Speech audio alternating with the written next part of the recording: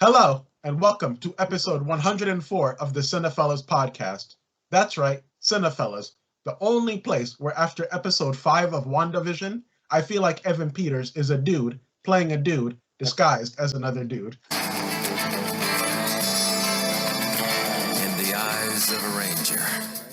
Anyway, it's Valentine's Day, and I know we all love WandaVision, so have you guys been checking out WandaVision? Yeah, man. It's Logan, go ahead. Yeah, absolutely. Henry and I just recorded our review of it last night, actually, and I've been loving this season. I went in with low expectations, and I'm having a really great time with it. The last episode, the Halloween episode, was probably my favorite. Oh, nice. That had like a lot of Malcolm in the Middle stuff going on. I love it. Yeah, it had the total Malcolm in the Middle vibe to it. I love how they're wearing the costumes from the comics, like Vision and Wanda and Quicksilver. So I had a good time with it. No, episode 5 was like, it opened up the door for everything. Like, Yeah. I nerded out when I saw it, man. Yeah, me too. Mhm. I'm like, the X-Men are going to be in the MCU, it's awesome. I also like I like the side characters. I like Kat Dennings. I like I forgot the other two. It's now Rambo and the Asian guy. I always get the Asian guy's name. Jimmy Woo? Yes. Mhm. Yeah, Asian Jim from The Office. Yes. Yeah, and there's rumors that basically Kat Dennings and Asian Jim are gonna have like a spin-off, like an X-Files type spin-off within the MCU universe. Oh, I'd be on board with that. That's badass. Yes, 100%. Yep. You know, there's rumors going on right now that Kate Dennings, she said she knows like a scientist. So there are rumors that it's actually going to be Reed Richards. That would be really awesome. John Krasinski. Oh yeah. Mhm. Is he playing him? No, but people are making rumors because Kate Dennings said, "Oh, I know a guy who can help us, and he's a scientist or something." So now, Oh, right. Yeah. That's referencing Fantastic Four. Okay. yeah, that would be awesome. So I didn't even think. Oh, so good. Yeah, I remember that part, but I guess I didn't put two and two together. So that's cool. Now, what time period is your favorite so far? Sitcom era. Probably the newest episode, Malcolm in the Middle. I guess the 90s, early 2000s, and that like the first episode in the 50s was awesome. Yeah, I like the 50s one. Because I like the 50s sitcoms. I thought they did a good job, basically. Yeah. Yeah, Absolutely. I've actually never seen the show. yeah. That's why he's very quiet. What? But I want to watch it because I've heard nothing but incredible Yeah, it's things cool. about it. And everything I've heard about it seems so interesting. Yeah, we would like it, man. You would like it. Like jumping between time periods, that's all I know. So Yeah. I'm into it. Yeah, it's just like they're taking chances with the universes, like Marvel's brand now. That's awesome. This is not like basically the standard Marvel type of stuff. And Yeah. I think it's pretty damn good what they're doing with it. It's Yeah. very, very unique and not what I expected when I started watching it. It's getting really dark too. Yeah. The way they're going about Wanda's character without spoiling too much, but No- yeah. Now, coming from somebody who hasn't read, I would assume this comes from a comic, right? Well, they have a lot of comic book references because I read comics all the time. In the first episodes, like the ones where it takes place in the 50s, they put a lot of Easter eggs in there that reference the comics, like even like multiple universes, even their address on their house. I won't spoil it, but you got to look into that. Right. And there is a graphic novel where it's Vision. I forget the name of the graphic novel, but it's a comic with Vision, and he lives in like the suburbs with, I almost said Elizabeth Olsen, Scarlet Witch. And just they live an everyday life until something bad happens in that neighborhood. They take a lot from that comic and put it in the show. But there are Easter eggs throughout the show, and you can have fun just nitpicking every Easter egg and reading it online if you're someone who knows the comics. So does the show take a lot more liberties with the comic? Like, does it does it do it justice, but also takes a lot more liberties, or is it kind of straightforward to the comic by the book? No, it's like the comic, but I would say like 20%. But they have so much freedom to do what they want now, so I dig it, honestly, because I don't want it to be exactly like the comic. I can't wait to check it out. It sounds great. Out, man. Sounds great. And the last episodes are an hour. Yeah. Yeah, I read that today. How many episodes are there? Are there going to be 10? No, it's Or not. It's 9? 5. I think it's 8, maybe. Hold on, I'll check. Yeah, I think it's fine. the sixth one just aired on Friday, so I wasn't sure if they had 2 or 3 more episodes. So that was number 6. Yeah. Then it's 9. There's 9. Okay. So we got 3 more. I've heard everyone being like, "Yo, the Halloween episode, whoa!" Yeah. So I'm like, "Shit, I gotta watch this show, Yeah, you man!" gotta watch Like, it, man. like everyone, it's so much hype around it. Like, I gotta watch it. Yeah. And the whole atmosphere of Halloween too, they went about it looked really good. Like it felt like it was Halloween compared to like the new Halloween movie that didn't feel like it took place on the holiday. Yeah, Like they really captured that good in this episode. Yeah, so each episode, they basically do a different era of sitcoms. And the last one we're talking about, they did it like Malcolm in the Middle. So the children talk to the camera, just like Malcolm did in the show. And the next one's gonna be Modern Family. this show seems Yeah. so much more meta than I ever expected Yeah, it to be. it's awesome. You gotta check it out. And like anything with the prefix with the pre whatever the word I'm looking for of meta, like I'm into it. If it's like if someone's like, oh, it's very meta, I'm like, I'm like Rick and Morty, great, I'm into it. Great. Like anything that's Community, great. Anything Dan Harmon, meta, awesome. But that sounds great. I love. This sounds like something really exciting. So I don't want to say too much about it, but like I'm gonna go ahead and watch it. Like, yeah. And I don't want to get too comic booky, but it dives right into what will be Doctor Strange 2 and the Multiverse of Madness. And there's also a comic book series called House of M, which is the greatest. Is there a bird in there? Wait, is there a bird? Yeah, I heard a bird too. No, Doctor Strange is one of my favorite of the Marvel movies. So it's like, wait, this is gonna tie. I didn't even realize that this is gonna tie in. I didn't even like. I'm sorry. Yeah. Yeah, It does. Elizabeth Olsen is in Doctor Strange 2, and it's directed by Sam Raimi. Makes sense. Yeah. So it'd be fucking awesome. I can't wait for that. So I got really excited for it. Yes, there was a bird, and a bird of excitement, Niles. Okay. But just one more comic book thing. House of M. Look that up. House of M? Yeah. Look, writing it down right now. All right. Okay. Yes. Yeah. So WandaVision ends on March 5th, and then we got 2 weeks. Then we got Winter Soldier. I think that show looks amazing. Yeah. Yeah. Logan, I'm like you. I didn't have that high of hopes for Winter Soldier and Falcon. Yeah. After that last trailer, oh my god, It looks good. Looks really good. I like how it's an action. It's an action show. WandaVision was more, as he's saying, meta, but Winter Soldier's embracing. It's a straight action show, and I love it. Whoa, but the movie Winter Soldier? Winter Soldier and the Falcon. So the guy was flying, and the guy with the metal arm. Oh, okay, They're teaming up. Yep. Yeah. And I feel like with WandaVision, the budget doesn't really show, but with Falcon and the Winter Soldier, the budget really does show. It's a movie, it looks like. Yeah, it looks like a movie. Yeah, that's what I said. It's going to be a 6-hour movie. The Yeah. production value looks really good. But I want to check that out. And when is it coming out? March 13th. Yeah, 2 weeks Okay. after WandaVision ends. All right, nice. 1 or 2 weeks, yeah. So after WandaVision, I have all my hope in the shows they're putting out. I know it's going to be good. All right, so I guess I have to go broke buying a Disney Plus subscription now. You Because just watch it here. oh, he's offering me to watch it. What a great I have friend. a 55-inch screen downstairs. Let's watch it here. All right, never mind. Never mind, guys. I don't have to go broke. I have money now. head over to Uncle Kevin's house on Friday night. Yes, yes. And they're short episodes, like half hours, besides the last 3. Awesome. Yeah. So you guys can have like 3 or 4 beers in that episode. 30 minutes. 3 or 4. How dare you underestimate us? Oh man. And the thing is, once The Mandalorian ended, I'm like, well, I guess Friday nights are just Friday nights now. But now, we have WandaVision, so I'm excited for Fridays when it comes to watching TV, honestly. Yeah. Something to look forward to after work. Speaking of The Mandalorian, you want to talk about Gina Carano? I was just gonna say. Oh man. What is she talking about? What's she talking about, huh? What? I don't even know, man. Niles, sound off, man. Well, I'm going to be honest. I actually, as an actress, I like Gina Carano. I like her movies. She's a handsome-looking woman. She looks good, in my opinion. But she just ruined everything she had because you're getting Disney money, and she just ruined it. Right? When you get this fucking... Oh, come on. Like, everything else aside, like, dude, that wasn't enough. And Anyway. she was supposed to get her own spin-off, too, right?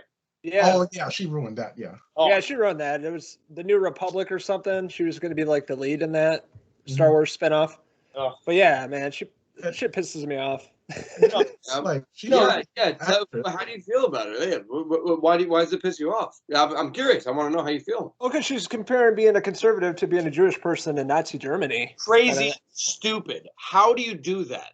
Go ahead. I'm like, come on, you work for Disney. I'm like, why would you fucking say that on social media and other shit she was saying? You know, that's just not smart.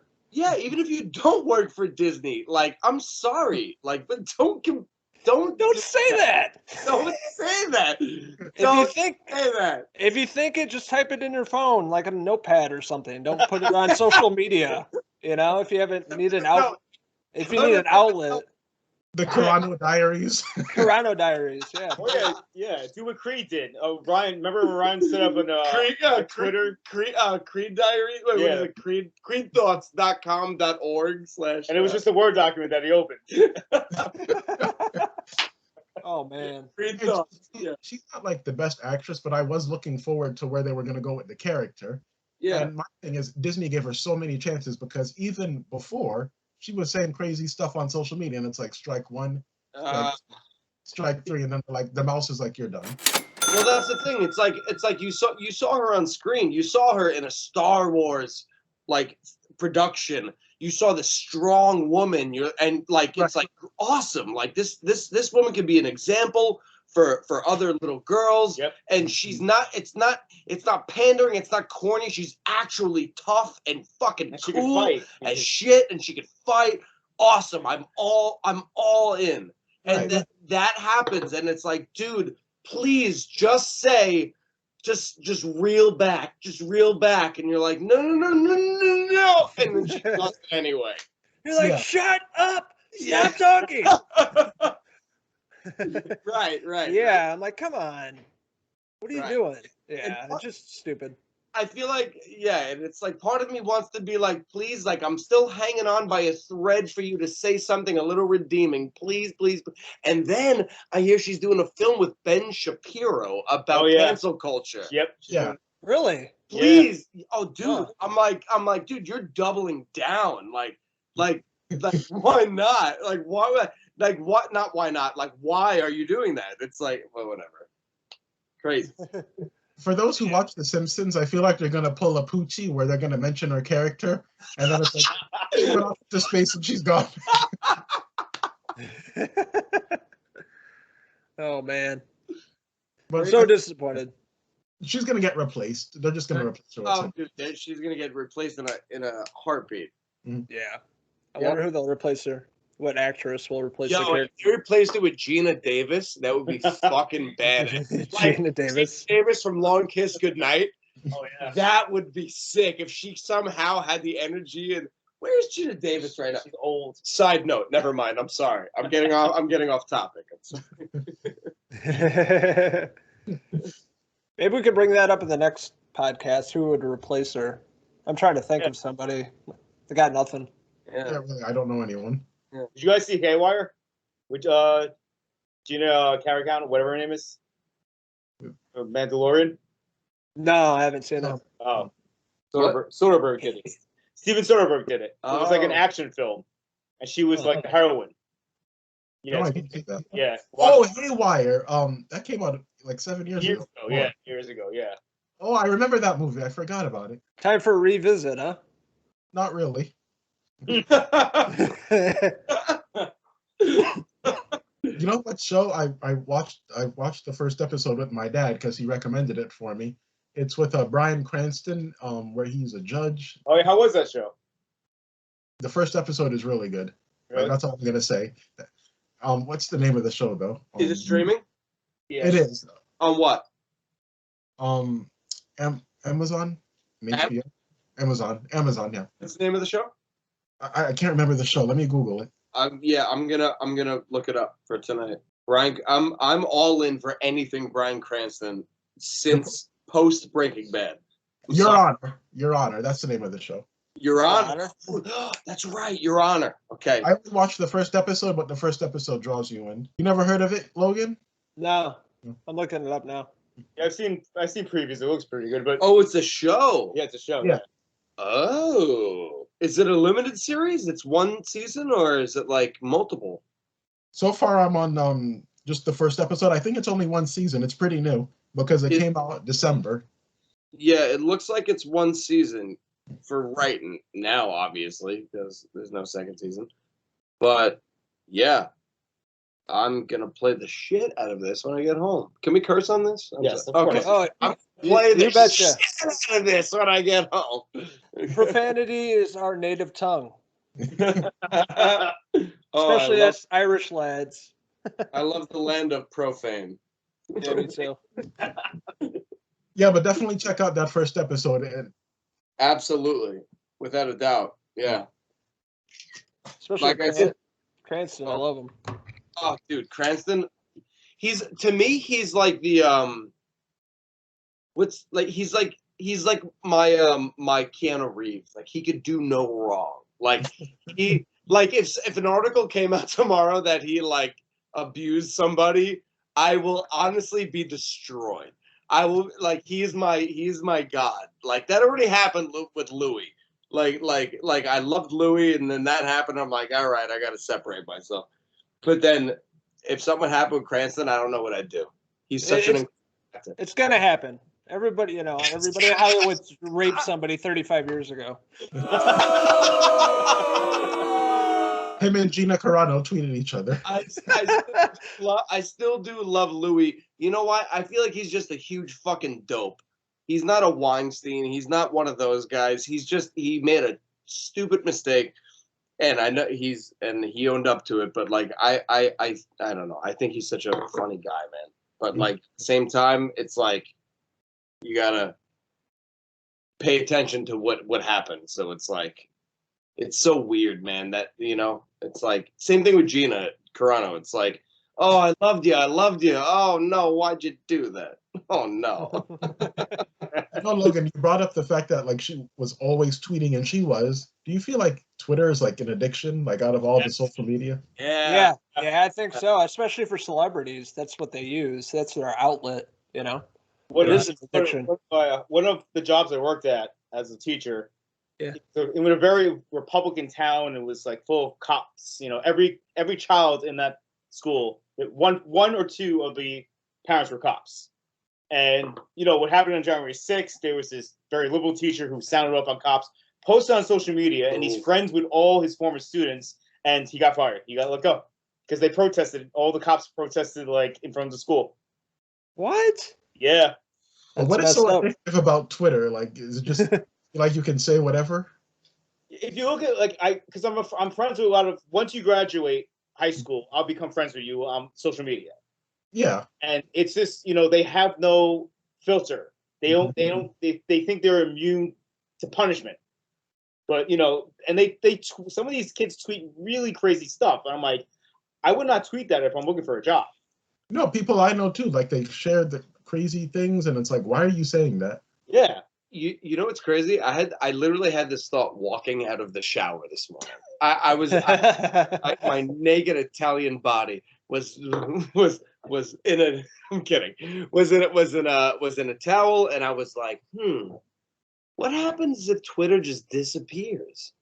Like what happens? Like what happens if like Twitter, an app is responsible for so much. Mm-hmm. Not even taking a stance on anything right now. It's just responsible for so much that's irrefutable. Yeah. Presidency, like literally to the politics, politics, to influencing our world we live in. Twitter, an app. What happens if it's just, hey, bye-bye? Like craziness. Oh, there it is. Armando. Hey, how's it going? Hey, guy. Hey, Armando.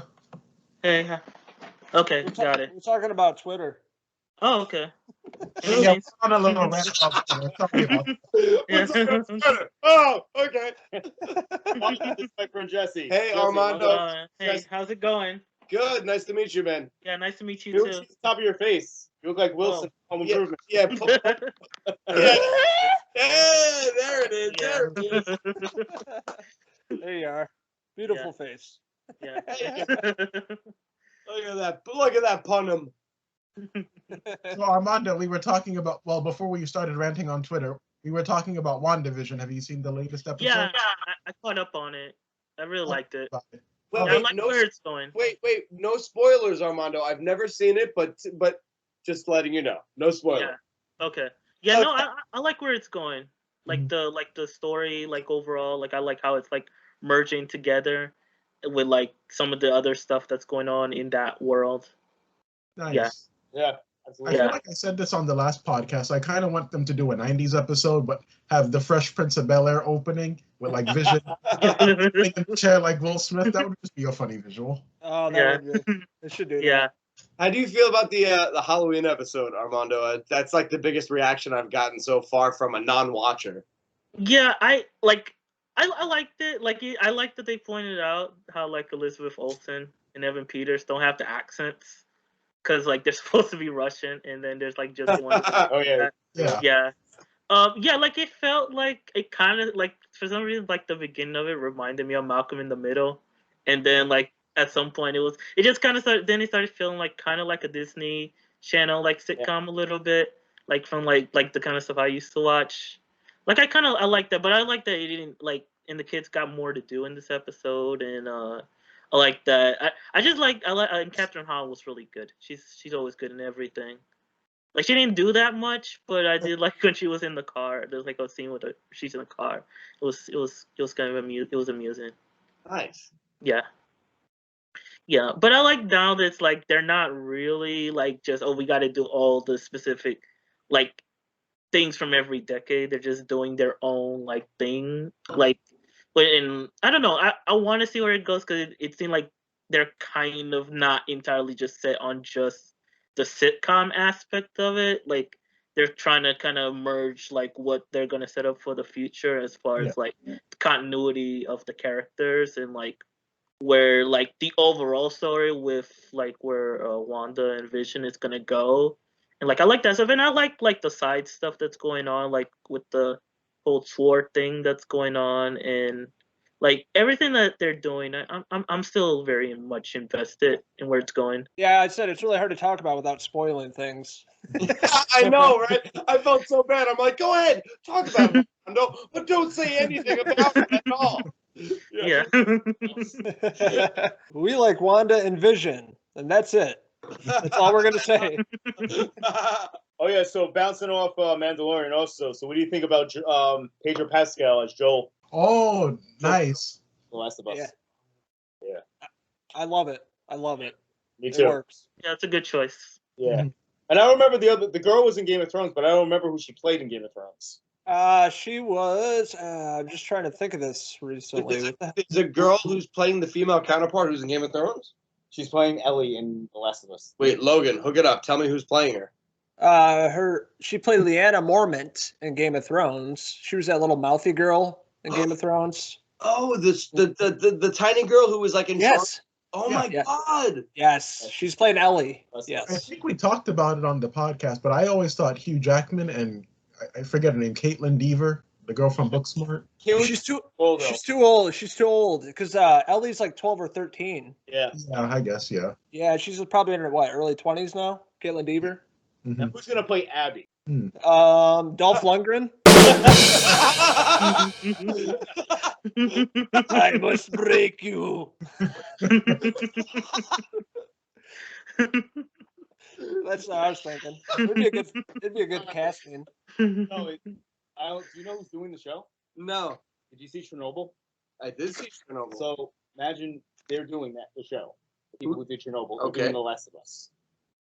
Oh wow. Yes. That's gonna be nice. Yeah, it's gonna be amazing. Wait, who did Chernobyl? Is there any famous names attached to it, director wise, or for Chernobyl or Last yeah, of with Us? Chernobyl? No, was it one director or was it multiple? Do you know? Is it like a production team that's doing Well, it? that creative team is doing the Last The of whole Us. creative team. Yeah. Okay. That's Yeah, all. the guy that's doing the pilot episode of The Last of Us. I can't think of his name. He's the only one that's really been announced that I think is the pilot episode. Yeah. Yeah, but aren't the writers from Chernobyl? Yeah.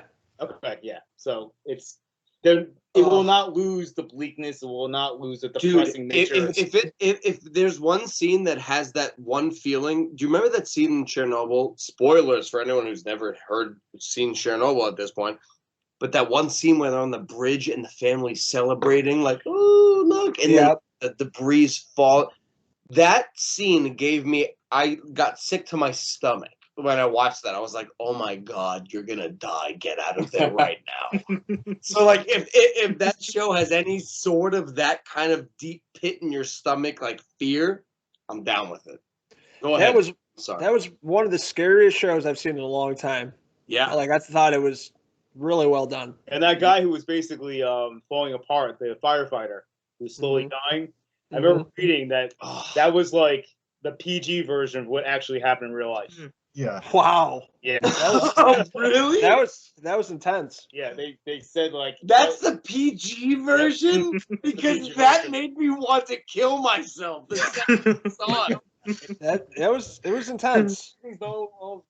No, that's I know radiation poisoning isn't anything to fuck with. That's why I'm not going to Chernobyl. Wow. Anyway, off track. Go ahead. Back to whatever the fuck we were talking about. No, so the actress Bella Ramsey is playing Ellie. That's her name. Okay. Okay. Remember that character when you said she was mouthy? Yeah. Yeah. Yeah. She was Lyanna Mormont. That was her name in Game of Thrones. She was fucking great in Game of Thrones. Didn't she get the Giants stomped her to death in Game of Thrones, if I remember correctly? Didn't he step on her? Oh my God! Honestly, I binged it. I don't remember. Tell you I think he did. Like the big giant, like that big fight scene. He steps on her. Probably. No, that was pretty brutal. But anyways, I've never been more intimidated by like a 12-year-old girl in my life. She's tough. She's tough. I'm like, wow. I would have never guessed she would play Ellie, but I think it's good casting. I think it's great casting. Yeah, absolutely. She has an accent. I think she's English, right? I believe so. Yeah. Yeah, right. No, English actors are so much better than American actors. This is accurate. This is true. Count on them to be like on point, like forgetting a Brooklyn accent, a Long Island accent. You know what I mean? Or Chicago. Huh? Chicago. Also, I'm just seeing right now that your name is not Niles, it's Nile. Yeah, like the river. Yeah, that's what I like the river. No, I called you Niles like twice. So if you listen back to this, I'm sorry. No, it's okay. People get my story. I still remember this. I was in elementary school. There was a girl named Erica, a complete hoe. But anyway, I think until high school, she used to call me Crocodile Dundee, and some people still call me that to this day. Why? Is it a Nile River? Like Crocodile Dundee, but they would say Crocodile Dundee. Oh my God! That's not a knife. This is a knife. Yeah, that's who you should say. Oh man, what a classic! That's a stupid nickname. I don't like it. Get a little bit more creative. Come on, that's what I say. Come on. Oh no, I was gonna say who came up with. I like the question about what was the #1 movie on your 20th birthday. That was a good question. Who came up with that one? Ooh, I did. I like that one. What? Wait, why 20th, Niall? Yeah, it was a good year. That's why. It just seems like a good year for you. Yeah. So why don't you start and tell us what the fucking movie was when you were 20? Yeah, I actually have it on my phone. So the #1 movie at the box office when I was 20 was Guardians of the Galaxy. And hell yeah, I would love to be in that universe. How old are you, by the way, Niall? 26. I just turned 27. 20, you just turned, okay, go on. Okay, Guardians of the Galaxy. Yeah, and truthfully, I could see myself in that universe, not so much with like the Guardians, but like Yondu and them. Like I would go with that universe, honestly. They just had a good time. They were like space pirates or something. But I would see myself like the Drax of that universe. Like, Awesome. I love that character, bro. But I thought that would be a fun question. So no, it's a good question, man. I like that question. You had a good answer, and you had a great movie for your year, though. Yeah. Armando, what about you? Like you said, the #1 movie on my birthday when I was 20. Yeah. Yeah. 20. Let me see. When you were 20, yeah, right, Niall, that was 20, right? 20 years old? Yeah. Okay. Okay, if I was 20. I have number one, the Bourne Legacy. This is the only Bourne movie I haven't seen. But I like Jason Bourne. Did you see that movie when it came out, or? I did not see that. I don't remember what I saw. Is that the one with Jeremy Renner? Yeah. That's Yeah. the one you tried to That's the one. So it didn't work. Yeah. Yeah. How do you feel about that being the number one movie when you turn 20, Armando? I don't know. I don't know how I feel, honestly. I'm so mixed on it. I don't know. I don't know. I could see Armando in that cinematic universe and being like, "Yeah, you're fine, but where's Matt Damon?" Like, Yeah. Wait, Logan, what about you? 20 years old. What was the number one movie? 2005. The movie was The Pacifier with Vin Diesel. God. I haven't seen it, but I would. You have to watch it, man. Oh, Yeah. I hate Vin Diesel. If I was in that universe, I'd probably punch him. I think you have some homework, Logan. I think. Yeah, I'm gonna watch that with my kid this week. Yeah. It's not that bad. It's cheesy, but it's it's like the tough guy movie that all the tough guys do. Like, that's the family movie. Right. Yeah, I was reading. It actually came out on my birthday, which is March 6th in 2005. So that's pretty cool. Yeah. There's number one. Yeah. You didn't tell me yours. Oh, mine was. I think you looked it up for me. It was Gran Torino. Oh, yeah, Gran Torino. Yeah. Nice. That's a good flick. It's Gran Torino. Yeah. Yeah. It was good. I mean, like, I remember seeing it in theaters and being like, oh, okay, this is Clint Eastwood trying to come to terms with himself that he's a racist. Yeah. Yeah, pretty much. And honestly, I gotta be honest, I appreciate the effort in making a whole movie of trying to be like, I know I'm racist, I'm working on it. You know, like, you know what? Fair enough. In my book. Fair enough. You know, like. Yeah. So I was like, all right, I remember seeing it being like, oh my God, this movie's crazy. Clint Eastwood, oh my God. It was interesting. Yeah. Did you say yours? No. Okay, So say mine, yours. 2003, Daredevil, the Ben Affleck one. Oh, Really? Yeah. And I saw that in theaters. I want to say I liked it, but I don't remember. So never That's mind. what I was gonna say too. I liked the movie, to be honest, from what I can remember, but I did see that in theaters, I remember. Yeah, it's mediocre. It's like my life, so it doesn't really change. Well, let me take that back. I remember Ben Affleck, I liked him, but I thought Jennifer Garner was kind of bland and Colin Farrell was way too cartoonish. Yes. Totally agree. But Totally agree. the good thing about this movie and living in this universe, if it was my birthday, is that Michael Clark Duncan would still be alive. Nice, yeah. Nice. That'd be cool. He was a good kingpin in that, I remember that. Duncan, R.I.P. God damn, man. Him and Chris Farley, I wish they were still around to see what would be, just to see. Yeah. My own selfish. Well, Chris Farley would have Kevin James would have no career. Yeah, pretty much. Yeah. Kevin James? Yeah, because Kevin James is all in those Salem movies. Oh, I was like, we weren't talking about Kevin James. He didn't die yet. He might soon, but not yet. Yeah. But He basically. Yeah, he took over for Farley. Yeah. Go ahead. What were you saying, Logan? I said he basically took over for Farley after he died. Right. So Logan, imagine Farley and Becky. Oh, I would love that. I would totally be all about that. Yeah, that'd be great. And Becky would be David Spade. Bad guy in little coat.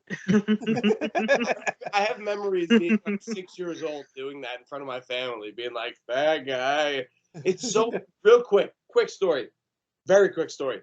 Before we did this, I was texting my friend, and we were talking about Chris Farley. He randomly mentioned, oh my God, I saw Chris Farley, his death photos. I was like, I'm haunted by those photos. Because I remember being 6 years old in the shower when I heard in 1997, I heard my mom yell, oh my God, Chris Farley died. And I was in the shower alone. And I remember being 7 years old and him being my hero going, oh no. Oh God. I was so upset. Anyway, I had to tell that story because lines up with the whole Chris Farley thing. I wanted to know what he would have done with Shrek because he did like 40% of that movie. Yeah, he did. Yeah. Oh, I didn't know. Oh, you put Logan? Yeah. Oh, I dude, Google it. Yeah, it's on Google it. YouTube. There's storyboards of him doing the voice for Shrek on YouTube. And Shrek looks like Farley. Mhm. Shrek looks like Farley. Yep. Yeah, he doesn't look like Wow, Myers Shrek. I never knew that. That's awesome. Yeah, check it out, man. Now you have 2 things to check out. You have A lot of homework to do this week. you have three things: pacifier, stereo app, and also Shrek Chris Farley. Yeah. Got a lot of Cut homework out to for you, do this week. even though you have a kid. Yeah, even the picture with Farley, it does look like Farley as Yeah, the hair- Shrek. That's cool. The hair and Yeah. Kind of crazy to think that Shrek was starting to be made that long ago when Chris Farley was still alive. Yeah. And also, second, to think that Chris Farley could have played Shrek. That's it's like kind of like a Mandela effect thing. It's like imagine a different reality, It's like it's interesting. It would have been so different. Those movies would have been. I wonder what you would think of Saturday Night Live. if Chris Farley played. No, What'd you say, Niall? No, I was wondering what he would think of Saturday Night Live today. He's probably think it's crap like everybody else. interesting. Yeah, I think he'd take the same stance as Adam Sandler. I think he'd shy away from it for years and then kind of come back to it and be like, "Well, I'm the king of everything, so hey, I'm here." Yeah. Yeah. I loved Chris Farley, man. Yeah, he was one of my favorites growing Right? up. He was great, man. He was great. Watched Tommy Boy like 2 million times. Well, Tommy Boy, Black Sheep. I quote both of those movies and confuse them. I'm like, "Oh, that's from Black Sheep." No, I'm sorry, that's from Tommy Boy. And I'm like, no. What was it? Wayne's World 2? He was in here. It was like the roadie or whatever. Yeah. Yeah, he was good in that. In Madison, he was the bus driver. Yeah. No yelling on the bus. Who would eat 30 bags of lunches? Man. You Sasquatch. Yeah. he was so funny. So funny. You either have it or you don't, and Farley had it. He was so good. You're right, man. It's right. Farley was like one of those instances of somebody where it's like you either have it or you fucking don't, man. Like that guy was born to entertain, and he died doing it. And I wish he didn't, but he did. And it's like that was what he was meant to do. He was like, to me, he's like the Kurt Cobain of comedy. He was preserved. Yeah. He's preserved in his perfect form. Unfortunately. Yeah, pretty much. Yeah. There's never going to be somebody like him. Right. He was one of a kind. One of a kind. There was a guy I knew in high school named Jeremy. He would always do his Chris Farley impressions in front of the class. Wait, what impression would he do though? He would do the River one by Saturday Night Live. He would do it for every class with the math teacher, and the math teacher's like, "Go ahead if you need to do it before class. I don't care." Down by the river. Yeah, Matt Foley. Was it Matt Foley? I worked for TGI Fridays, and for like a short stint of my early 20s, and they let us create our own shirt. They gave us a shirt. They said, "Draw whatever you want on it. Be creative.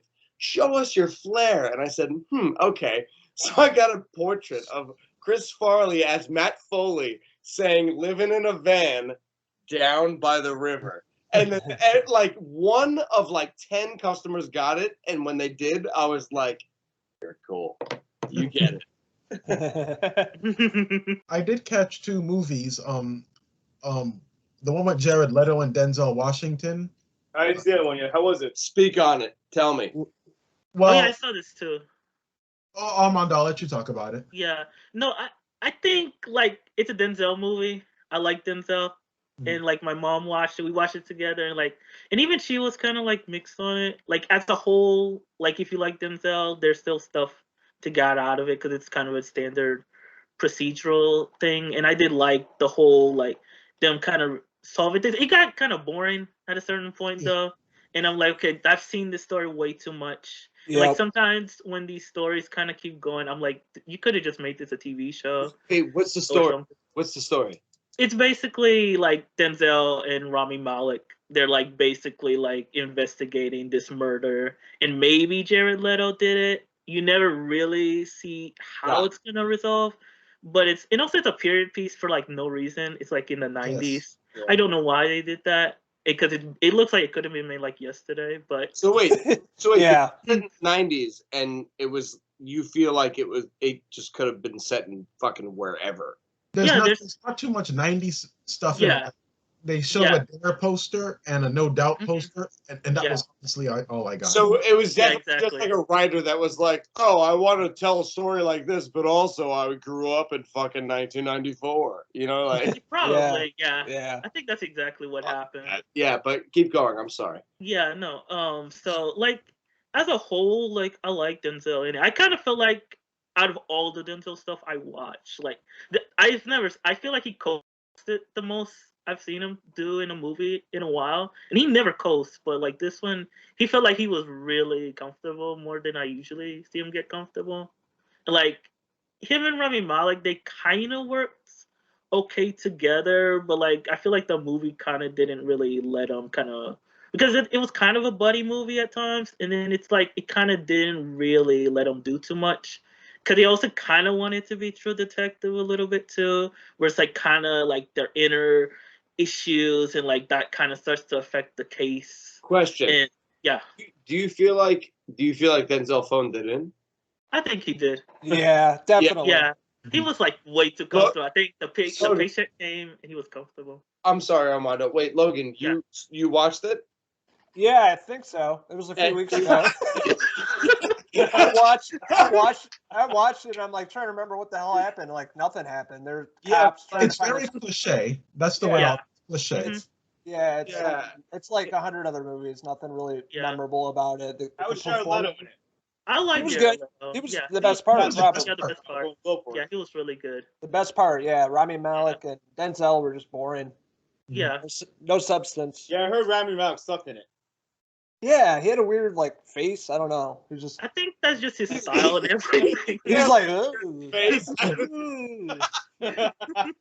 don't know. The way he was talking, something was off about it. I don't know. Dude, when I saw in Rhapsody, I was like, it's over. I don't know if I could ever watch this guy in a thing ever again. Yeah. But keep going. I think he just has one specific mode, Rami Malek. Like he did his thing, and I think for this movie, like kind of needs somebody more active, because he's kind of dry. Like his style is too monotone. Yeah, basically, yeah. Monotone. You needed somebody more like kind of to offset. I think for Mr. Robot, yeah, it was perfect. It works really good for that. It works perfect. But people saw that and like, ooh, Rami Malek, handsome, big-eyed guy with a big smile, Oscar winner. Ooh, let's put him in everything. No, don't get ahead of yourself, Hollywood. Yeah, he's a very one-dimensional actor. It seems like. This is worry about Bond because he's the villain in Bond now. So do you? No. I'm sorry to interrupt any of you, but no, it does not make me worry about him as a villain in Bond. I think him as a villain in Bond, Look, it could either work completely or it could work not at all. I don't know if you guys agree. I think I do. Yeah, I can see that. Well, he has the look of the villain because he has the bugged out eyes, and then in Bond he has the face that looks like, I don't know how to describe it, but like Two-Face something. It's like Two-Face. Looks like. Yeah. So he has the look packed down. I think he can only do as much as the material gives him to do. If he has a lot. Yes, that's a good. Good point, Armando. Good point. Yeah, thanks. Oh, Netflix, Malcolm and Marie. Oh my God. I saw this too. How was it? I liked it a lot. I really had. For some reason, I was really invested in it. Yeah. I think Armando, we got to disagree just a little bit. No, that's fine. We can't always agree. Okay. I like the movie. Yeah. But it's up its own ass and like trying to be artsy fartsy. Like I can agree with that. Yeah, I can. The see cinematography is gorgeous. Like the black and it looks like a GQ photo should come to life on the screen. But I can see that. It's two beautiful people arguing, and it's a GQ photo shoot. So like the realness is not there. This doesn't feel like the real world, in my opinion. And another thing too is like these are the type of people who don't say art, they pronounce it like art. And it's like, and they think they're being like really artsy. And to me, that bothers me. It's like, get off your high horse just for a minute. Yeah, That being said, horse, man. I am invested in their arguing because really the movie is just yelling and arguing. That's the whole movie. Yeah. How long is it? It's like an hour and 50 something minutes, Oh. something like that. Yeah. Damn. And to me, this works as a short film, like 20 minutes. But Yeah. when you stretch it out to an hour and 50 minutes, I was like, this is getting a bit, it's a lot to take in. Right. Yeah. And Yeah. Yeah. No, I mean, I can see where you're coming from. I don't think there's anything wrong with that. Like, I don't know, like maybe because I just went in because I was like, okay, I need something. I need the guy that did it. He's the same guy who did Euphoria. I love Euphoria. So I kind of knew what I was getting into, and I kept hearing all the discourse like on Twitter. Everybody on Twitter was like, "Oh my God, it's so toxic" and stuff like that. But for some reason, like I like watching that stuff happen on screen, like watching just people fight. Like it's interesting. Armando, I think you missed our conversation. How we said how we were talking about Twitter. We were like, imagine if Twitter didn't exist, nothing would happen. Yeah, I have to that's the thing because I go on Twitter. I don't really write stuff, but like I'll see, oh my God, this movie's terrible, and like I have to try to get that out of my mind when I watch stuff. Because then if you like are so into Twitter, you kind of start thinking the same way that Twitter thinks. Wait, can I ask you guys a question? And I want all three of you, four of you guys to answer this. When you want to go into watching a movie, now this is where I'm coming from. I'm curious to where you guys land on the spectrum. I don't like watching the trailer. I don't like hearing what people think about it. I don't want to know anything about the movie. I go into it because I want to watch that movie. Because if I hear something, it might affect the way I think about it. No. How do you guys feel about this? Wait, Kevin is very opinionated. Kevin, go first. No, it doesn't affect. Like, there's plenty of times, I grew up reading Roger Ebert, like, and he loved something and I hated it, vice versa. Really? Yeah. I respect his views and I always write his reviews, but so if someone tells you, "Oh my God, this is incredible," you don't go into a movie saying, "Oh my God, this is going to be great." It doesn't ruin it for you. No. Okay, Armando. Yeah, I don't feel the same. If I already know what I go into it. I want to hear what people say. I just try not to kind of separate myself from that stuff. Just not try to read too much into it. I do watch trailers and things like that, but I try not to let any of that inform me. If it's somebody if I already know what I'm getting into, if it's like a director or an actor, then my expectations are at a certain level. But yeah, I try not to let stuff like that. So you take that information and you're like, okay, whatever, I'm gonna go into this. Okay, well, basically that's how I do it. Yeah, that's a strength that I don't have. Yeah. For me, I see off of Rotten Tomatoes until I see the movie. Like, oh really?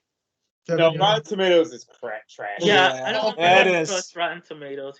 Like, I remember they used to put on the advertisements, like, they put, like, random people from Rotten Tomatoes. It was, like, a DJ in, like, Florida or something, like, the middle of nowhere. Like, if I was to listen to someone, I listen to Ebert or, like, one of the big guys. Yeah. I could listen to, like, some, So, Niall, Logan, how do you guys feel about that?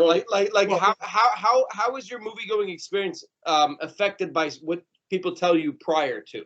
Well, truthfully, like I do watch trailers, I do read stuff like on Twitter or Instagram or Facebook, whatever. But if it's a movie where I really, really want to see it, then yeah, I do read a lot of reviews. Like I remember like when like all those DC movies came out, because I'm a huge DC fan, I would read like 5 reviews in one day. And to be honest, yeah, it kind of did affect how I feel about movies because but other than that, like, unless it's like a big blockbuster movie, then yeah, I read the reviews. But if it's like a little something. Well, you went in and saw those movies. Okay. Yeah. How did you feel? Do you feel like it affected the way you viewed those movies? Like I'm curious, like how preconceived notion of those movies affected how you viewed them, No, yeah, they do, because sometimes, well, not sometimes, most of the time, like with Batman versus Superman, for instance, Okay. That movie, I believe, has like a 15% on Rotten Tomatoes. Me personally, I would give it like a 50, only because you really have to be someone who knows the comics to understand that. But like if Kevin is saying you're a DJ in Florida who doesn't read anything about comics, you're not gonna like it. So that's why I don't look into Rotten Tomatoes, honestly. But yes and no. I never really thought. A little half and half for you. Yeah, I never thought about it. I feel you. No, Logan, what about you? Yeah, I watch the trailers, but I usually look at the scores, like 8 out of 10, 9 out of 10, then I'll go see the movie, and I won't read a review or watch a review until I shoot my review, and then I'll see what other people think. So it doesn't really affect me. Okay. I'll still go see it. I'm different, I guess. No, dude, that's awesome. I think it's awesome that you're not affected by the preconceived notions and what people tell you or whatever. I think the whole point of movie going is to go into it not knowing anything. Not for me at least. I think it makes it more fun.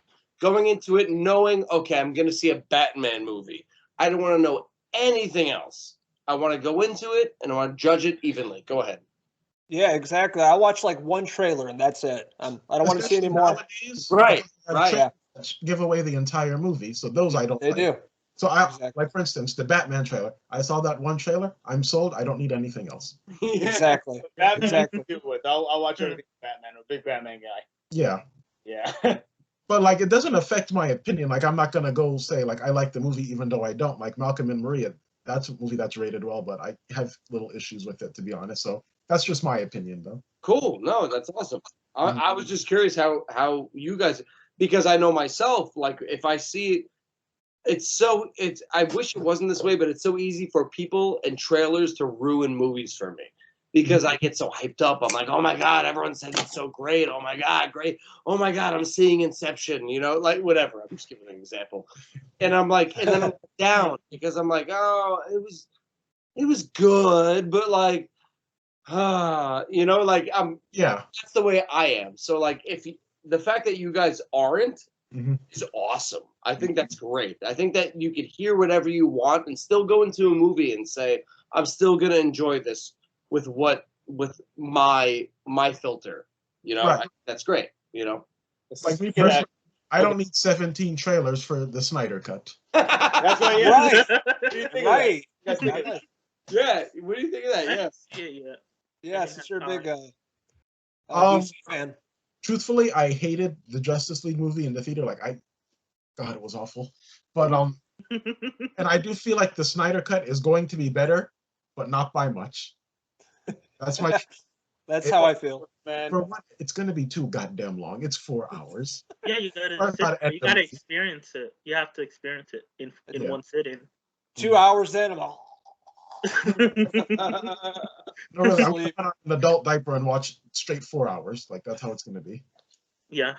But I do feel like the movie will be better, but not by much. And it's going to be CGI. CGI mess that DC can't fucking do right anyways, ever. Yeah. So why can't they? You'd think they'd take I don't know.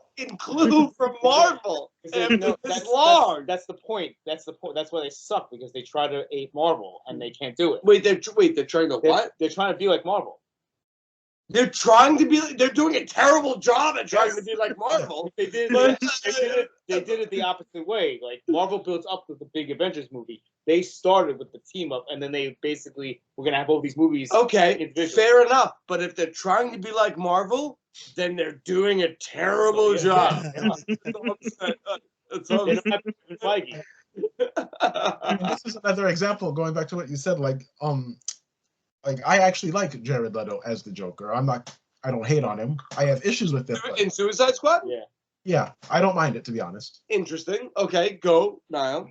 Only because in the comics, he was a gangster, like a street gangster. So that's what they went back to in Suicide Squad.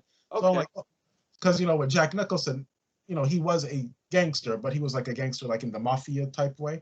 But like the gritty street gangster Joker that they had in like the Brian Michael Bendis graphic novel Joker, that's what they were going for. So I'm like, it's something different. So I respect it for that.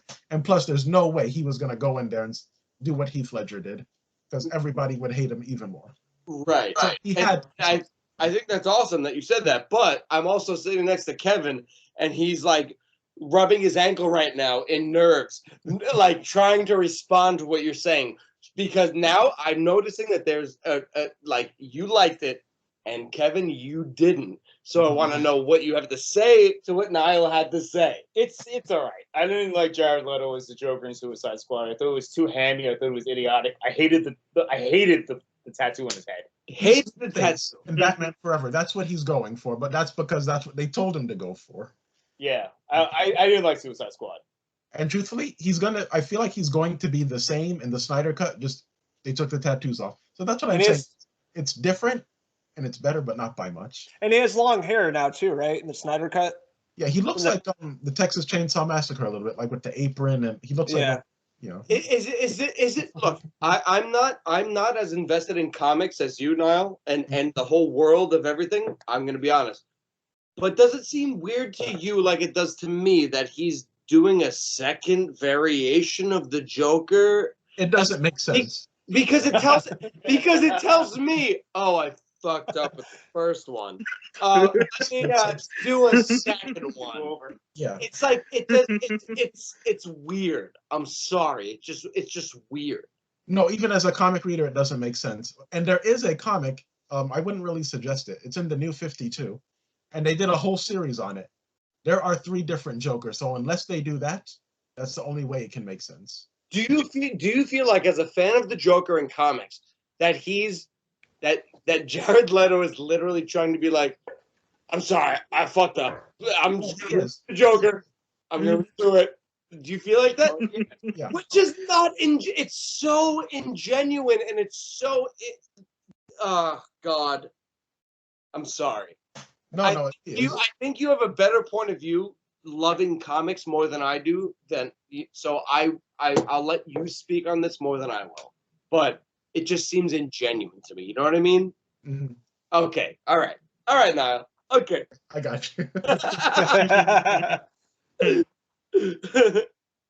So does this take place before Suicide Squad or after Justice League? It should be after, because question. That doesn't make sense then. After, that should be the subtitle of the movie. Justice League. It doesn't make sense. well,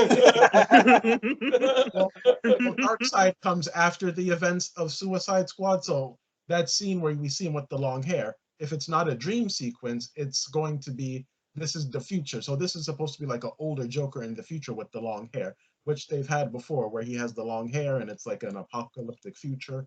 So if it's the future where it's like the Joker of the Wasteland and Mad Max, think of it like that. They done some stuff like that. Right. Okay. I wasn't sure. And I hope he at least. I hope it's a new, fresh take on the Joker, and it's like incredible, and we're all blown away, and it's not just what we all think, that he's just copying past Jokers. You know, like I want to give him more credit than that. Jared Leto. I fucking hate that guy. I don't like him. Yeah, I don't like him. I think here's the thing. I think he does an incredible job. I think his band's incredible. I think he's great. I think he's amazing at what he does. I don't like him as a person. No, I'm the same way, because, yeah. Yeah, I want him to take on a role with more integrity, with more substance, with more meaning, instead of just, I'm going to send my co-workers, my co-actors, used condoms in the mail as the joke. Like, you. What is that shit? Yeah. Like, you're an actor. You're not Johnny Knoxville on Jackass. You're not pranking people. Method actor. That's what he does. You know what, Logan? I respect method acting to 100%. You know what? Now that I'm saying that, maybe fine, whatever he did. But like that's crazy. But I remember hearing stories of people being like, yeah, he's sending me this, he's sending me that. This is disgusting. This is terrible. This is not conducive to an acting environment. And I'm like, all right, well, I don't know about Jared Leto anymore. So that's where I. Yeah, I like him as an actor, but I think it's his worst performance, in my opinion, as Joker. I didn't like it. If you're gonna send your co-stars condoms and rats in the mail, at least let it be an incredible fucking performance. But Right. He just looked like a Hot Topic Joker. You know, the shitty rub-on tattoos. Like, didn't work for me. And the thing is, David Ayer directed that movie, and he has to put like gangsterisms in every movie to the point where I feel like it's a dream for him. Like he wants to be a Mexican street gangster. Yeah, that is true. In East LA, every movie is always kind of the same. Oh man, he should direct Sesame Street. That'd be a great adaptation. Like this is no longer work for him. It's him living a fantasy. Like he's just writing a script and he's like, "Oh, orderly home." That's me.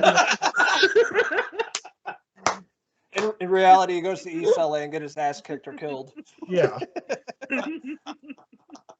Now, Kevin, one movie we both saw, Judas and the Black Messiah. I watched it. I saw it too. I haven't seen it. I want to see it. Yeah, I saw it too.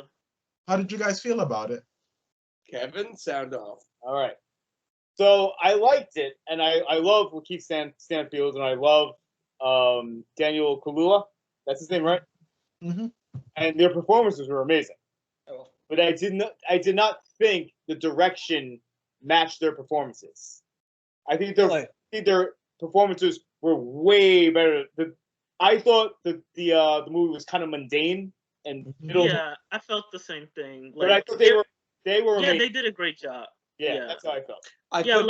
I couldn't agree with Kevin more. I'm sorry, Armando. I'll let you speak, but I completely agree that their performances and what they were capable of did not match whatever the director had in mind for them.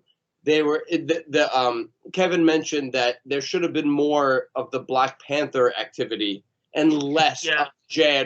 Edgar Hoover activity. Yeah, the FBI stuff I didn't like that stuff. It was too much FBI stuff. Yeah. And Kevin, I was just enamored by the movie, and Kevin brought it up afterwards, and I was like, you know what, you're right. And I think there should have been more of the Black Panther activity, the more what's going on within the Black Panthers kind of information. So go ahead. Yeah, so I liked it, but this is like one of those other movies where as I was watching, I was like, this could have been like a miniseries. Like there was so much it tries to pack in, and it's only like 2 hours and 5 minutes. And I was like, okay, everybody's doing a good job. I really wanted to know more about this thing. And I wanted to know more about this thing. And like it like weirdly felt like it was taking too long to get to a certain point. But then at some point it's like it was kind of trying to do too much at the same time. Like I like what it was trying to. I love the story that it was telling. I want to like learn. I feel like there was more I could have gotten out of it in general, because like this is a story I feel like it's not like a thing we all know. Like Black Panthers is a general thing, but like we know that history. But wait, Armando, to open up what you're saying right now, I think what Kevin said to me would make more sense to what you're saying. Spike Lee should have fucking directed this goddamn movie. Yeah, that definitely could have worked. That would have opened it up in the way you're talking about. Yeah, I think that would have worked a lot more. Absolutely. Like, yeah. Go ahead. I mean, I liked the movie. It was just like, I think it needs somebody that's more like, I think a Spike Lee, or like somebody that can really like bring like a lot of like energy to it. It needed more energy. That was the thing too. Totally. That story deserved more telling. Yeah, it was like it was just too reserved, I think, for what it was doing. And the actors are like so into it. You can tell like every time everybody was doing their part, it was really good. But it's like they didn't have the material to match what they were doing. Yes. Yeah. Bob, I'll throw you the ball in a minute, but I just gotta say one thing. Go ahead, Niall. Well, let me ask you guys, because you guys keep mentioning about the directing. It's a first-time director. From a first-time director, do you still think it's okay? Interesting. There were certain shots in it that I liked, but like I don't know. I think if you were telling the story of such an influential character, you would get a director who would like really knock it out of the park, not a first-time director. Yeah. And as I said, like I think Spike Lee should have directed that movie. The only thing I could assume is that this director had close ties to the writing of the script, and like why? Maybe not. Maybe I don't know how Hollywood works. I really don't. But like, it makes sense that this story needed a bigger spectrum. It needed a bigger lens. You know what I mean? It needed more from whatever director was going to direct it. Shauna King, I think, was the director. Shaka King. Yeah. Shaka King. And it just felt like this story needed fucking more. It needed a bigger lens. No, I agree with what you're saying. Like, it should have been a miniseries. I do agree with that. But I kind of took into consideration the first-time director, but I see your point. And to me, Daniel Kaluuya is like way more of a standout than Lakeith Stanfield, maybe just because he has more to do. Incredible. Yeah. Yeah, that speech he had after he got out of jail, that part was like, you got to get that Oscar nom right now. Oh, yup. Yeah. And not to get too technical with like sounding like a film nerd or anything, the opening shot is amazing. It's a one shot, like just a one shot of the when he was trying to steal the car. I thought that looked really good, and the cinematography too, Kevin, like you were saying, really good. Yeah, that was it. That was a great shot in Leon's bar. I think it was called Leon's Bar. Really, really, really good cinematography. When the first time I watched it, I didn't know he was black, and I don't know if they planned on that. Like it was like they wanted to make you think it was this white cop, and then I watched it the second time. I was like, oh, he's very obviously black. I saw his skin color, but like the first time I watched it, it was like almost like the director was trying to make me think it was a cop. Like it wasn't of the people he was robbing, like, and the second time I watched it, it was almost like it was weird. I was like, oh shit, his hat is like turned down towards his face. You don't see his face, and then he headbutts him, and then you see his face. And oh my God, he's black. It was really interesting to me. So right, and then two more things. Jesse Plemons is like he's in it. Yeah, he's in it. He's supposed to be the FBI guy. He's in everything now. What the hell? he is, right? It shows up in everything. Breaking Bad and everything. Yeah, it's just everything. Movies, I TV don't know shows. how to feel about him. Really. Same, Niall. Yeah. I'm in the same boat. I'm like, I don't know how I feel about him. Everyone tells me I should feel good. Kevin even is like, yo, Jesse Plemons, he's great. I'm like, I don't know. And I want to see people give him respect now because, for far too long, people have called him like the less sexy Matt Damon and like Philip Seymour Hoffman Jr. Matt Damon. Matt Damon.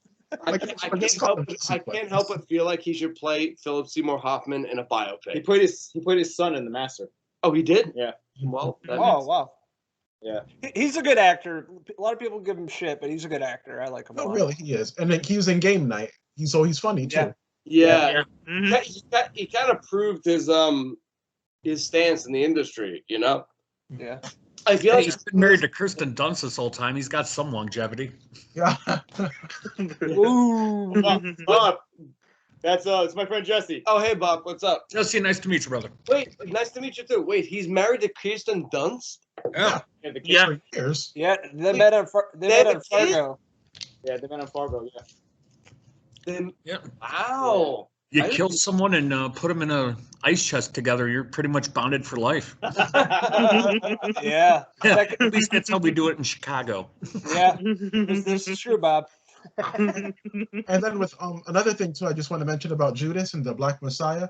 You can actually watch this and then watch, I don't know, maybe Trial of the Chicago 7 first on Netflix and then watch this because the two almost go hand in hand. Like the tone is completely different. Mm-hmm. Yeah. So I mean, just the Chicago 7 and the movie, that's a history lesson. Like if I were a history teacher, I'd just put that on and let the kids watch it, and that'd be me. I like this better than Chicago 7, though. Okay, yeah. Yeah. Chicago 7, as someone who's never watched it, it seems contrived. That's why I don't want to watch it. It's Sorkin. It's Sorkin? Yeah, it's Sorkin. I love Sorkin, but like I like Sorkin in certain fucking places. Sorkin works good when he's controlled by a good director. Like that's why Fincher was so good with The Social Network. Right. Because he reeled him in. Yeah. So that's how I feel about that. But it's like I want to get into it because Sorkin is at the helm of the writing, but it's like I don't know. It's like I'm so on and off with Sorkin. I don't know how you guys feel about that, but you know. Yeah, we talked about that last time because Oh, you did? Okay. Nicole Kidman is playing Lucille Ball. Fuck that. I'm sorry. Yeah. Fuck that. Fuck that. What the fuck? Man, I'm sorry. I'm not trying to get an old argument. That is just absolutely fucking preposterous I don't to me like that either. Nicole Kidman is playing Lucille Ball. That is the best choice you could possibly think of. I don't know what contractual bullshit had to happen for that to happen, but it happened. So Her face can't move. You need somebody whose face.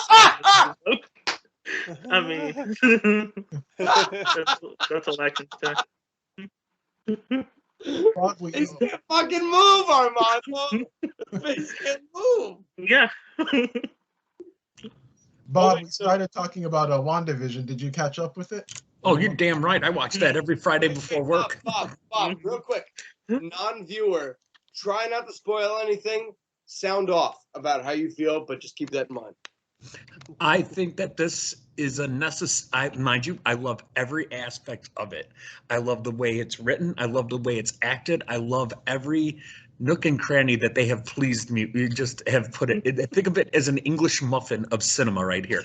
Every nook and cranny is being glazed over, and I'm loving every minute. The one thing I'm excited for and also totally am terrified of is the fact that I think I know where it's going. And if I think I know where it's going, I don't like that. You know what I mean? I'd like to be totally confused with this. And I think I know where they're going, but they've thrown me for a loop twice already. So, no, dude, I watch it every Friday morning before work. The boys go to school around 7 o'clock. I'll put it on just to be like, all right, let's do this, you know? But it's been fantastic. You know, Bob, you know it's the last 3 episodes are an hour, right? Yeah. Yeah, okay, cool. Oh, yeah. Oh, I don't, dude, I even wait through the credits. I don't know. The one time I don't, it's some shit's going to happen. I watch all the way through. But see, you watch it early in the morning. Oh, yeah.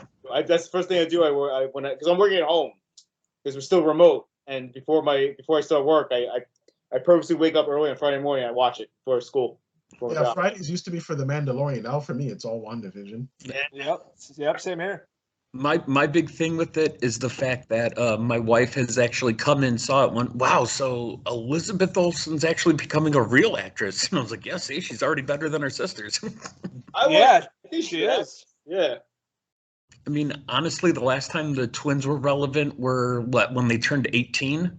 And then after that, everyone stopped caring. So they started doing fashion. Everyone's like, oh, okay, fuck you. Yeah, one got addicted to one killed Heath Ledger, the other married an old man. Like, you know. Yeah, something like that. Yeah, she carries the show. She's really, really great. Her arc is great. Honestly, like she was also she was in, not that I'm holding this against her, but The American Old Boy. Like, that was just a shit show movie. Never saw that one. Oh, the original, great. Then they made it with Josh Brolin, and that was terrible. Didn't Spike Lee direct it? Yeah. Yeah. It was what I like to call a dumpster fire, but she's extremely talented. Bob, we were talking about the Mandalorian and Gina Carano, all that bullshit. What do you got to say about that? I'm curious. I gotta say, honestly, they didn't do it for this reason. Hear me out. They didn't do it. This isn't Disney becoming aware of anything. This is Disney going, okay, her arc's over, and now we can let her go because there's literally nowhere else we could put Cara Dune in at all. So now we're going to use this as a way to get out of this without the fans being mad that we just didn't want to write any more for her. Interesting. That was Disney's stance. If you think about it, if they would have done this at the end of season 1, it would have been awful. If they would have done it midway through season 2 or even filming a season 2, absolutely terrible. But isn't it weird that her whole character is tied up in a nice, pretty bow, and now all of a sudden Disney got a conscience? Yeah. Logan, you looked like you wanted to say something like 2 seconds ago. What were you going to say? I got nothing. Okay. I got nothing. A big thing is, and this would almost tide you over. Did you notice how he announces he's part of the Last of Us series, and he's the head casting now? Oddly enough, right when the Gina, I'm saying it just feels like it's a long played con right now that we will not get a Mandalorian season 3. That Mandalorian is over since Carano's gone. Pedro's off doing this. It just won't surprise me because honestly, where else do you want that story to go? You could go into Mandalore and have the Darksaber. I honestly wouldn't be surprised if they go, you know what, never mind. We got the Boba Fett show going. We have 8 more Star Wars shows coming around the bend. So wait, Bob, It wouldn't surprise me. Yeah, right. No. I agree with you. Wait, how do you feel like about like just like about like how she dealt with it? Like whatever she was dealing with mentally, how she decided to deal with it through Twitter publicly. Like, what do you think about that? Like, I'm honestly curious. You know, like I think Gina Carano herself. I've been a fan since Strike Force. I've watched her debut. I watched her get annihilated by a cyborg. I watched her go up against some of the biggest. I've seen her in person at Sears Center out here. She is a sweetheart of a human being, but also how can I put it? She was born into a lot of money. Her father is an ex-starting quarterback of the Cowboys. I feel that I'm gonna cut through the bullshit. I think she knew what she was doing. I think once being outspoken on a couple items and you continue to be outspoken on that, I feel that if you put something up and delete it right away, you obviously know you did something wrong. And I think she did it as a pull to gain some stroke inside of a certain, well, Ben Shapiro jumped on her already. She made a huge announcement. She was going to Parler, all this. So how else are you going to throw a flag up then to do this, honestly? And that's not even putting politics into it. I think that this is a way to, I messed up, I shoot a flare and look at all the people who love me now. There are people saying they're going to cancel Disney Plus because of this. There's a million reasons to cancel that show, but there's a billion reasons why you shouldn't. yeah. But honestly, I think Gina Carano knew exactly what she was doing. She was falling by the wayside in the show. I don't think she had an arc left. I really think that. Yeah, true. I think this was, and I'm not a conspiracy person by any means, but I think this was all done at a very suspicious timing. She does this, and all of a sudden they get to push her out. Look, we can't write for her. Look, now she's going to go over here. Hey, Pedro, you want to go be in Last of Us? Yeah, I want to go do that. And all of a sudden the Mandalorian can dissolve away, and we still have all these other projects in the mix. You know what I mean? Wasn't she in the New Republic or whatever, that new show coming out? Wasn't she like one of the main characters? Well, so they were going to give her a spinoff. Rumor has it. Okay. But then again, that came out after everything. So again, I don't know if this is Disney spinning it with the PR going, oh, no, we had stuff planned for it, because no, they didn't. If you look at that, there was nothing for her. She's the sheriff of a small town now. You think Mando's going to keep, like Niall says, it's not a high school show. They're not going to keep going back to the same little town. Right. It's a universe. It just, personally, I want more Katie Sackhoff. Show me back then. Show me, if you want to show me Mandalorian. They never called it, his name. You know what I mean? It's the Mandalorian. It's That's an entire race or whatever. You know what I mean? All right. So fuck Gina Carano. Fucking show me more Mando. Well, that's the thing. And she was in the movie Haywire. And if you watch the movie Haywire, her voice is very different because her voice is terrible in real life. So they actually had someone voice over her entire work in the movie Haywire. Yeah, I heard wow, about really? that. Her voice is terrible. Do you notice how little she talked in Deadpool? Oh, yeah. And she has short statements. It's the fact that she's a woman who could take care of herself, and that's the strong female. But the problem is, like, she was good for the show. She was an amazing character. But I feel that shit happens. Like, I hate to even put it that way, but it does. And I just felt there's nothing. I think it's a combination of shit happens, and you should have played your cards a little bit better. Like, like that's how I feel. But I don't. No, I'm with you. I people, honestly, even people I know who don't watch the show were outraged. I was like, really, dude? Like, take a step back, look at the big picture. You know what I mean?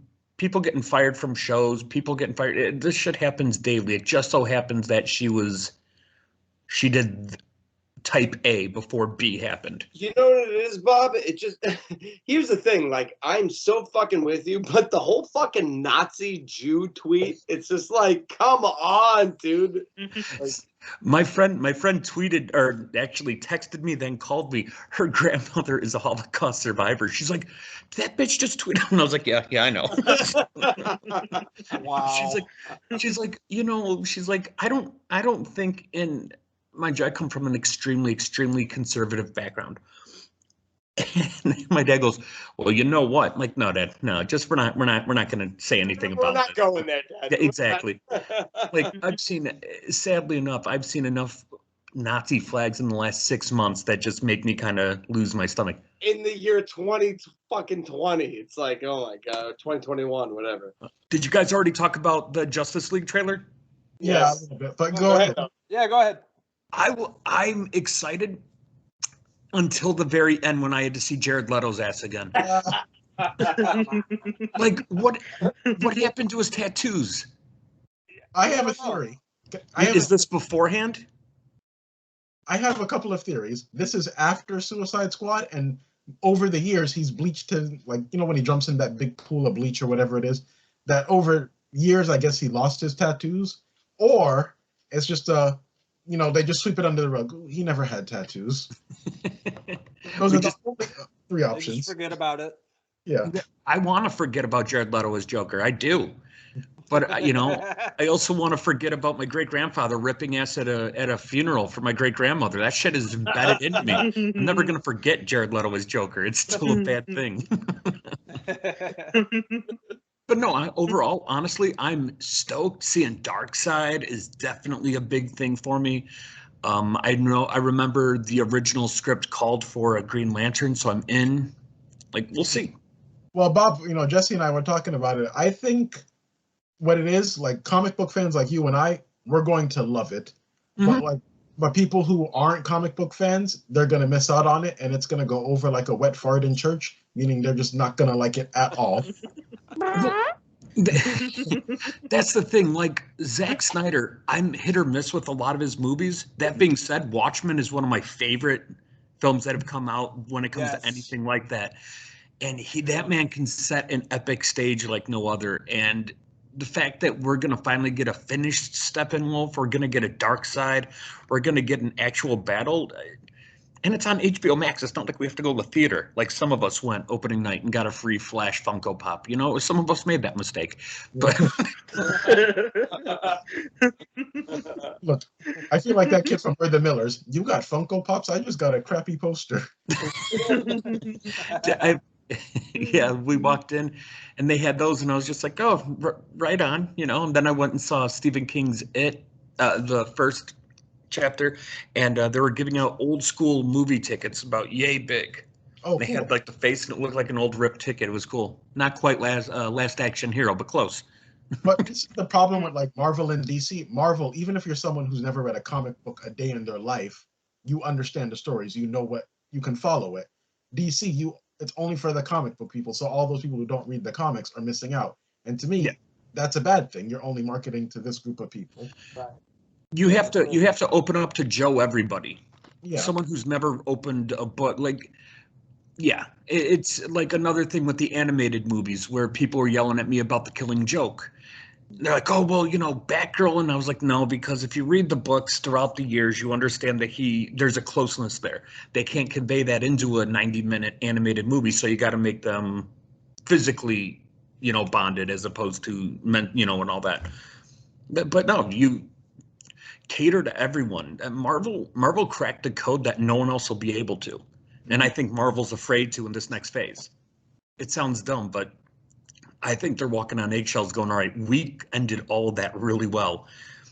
We're going to try to go back to that well. And I'm interested. I'm hopeful.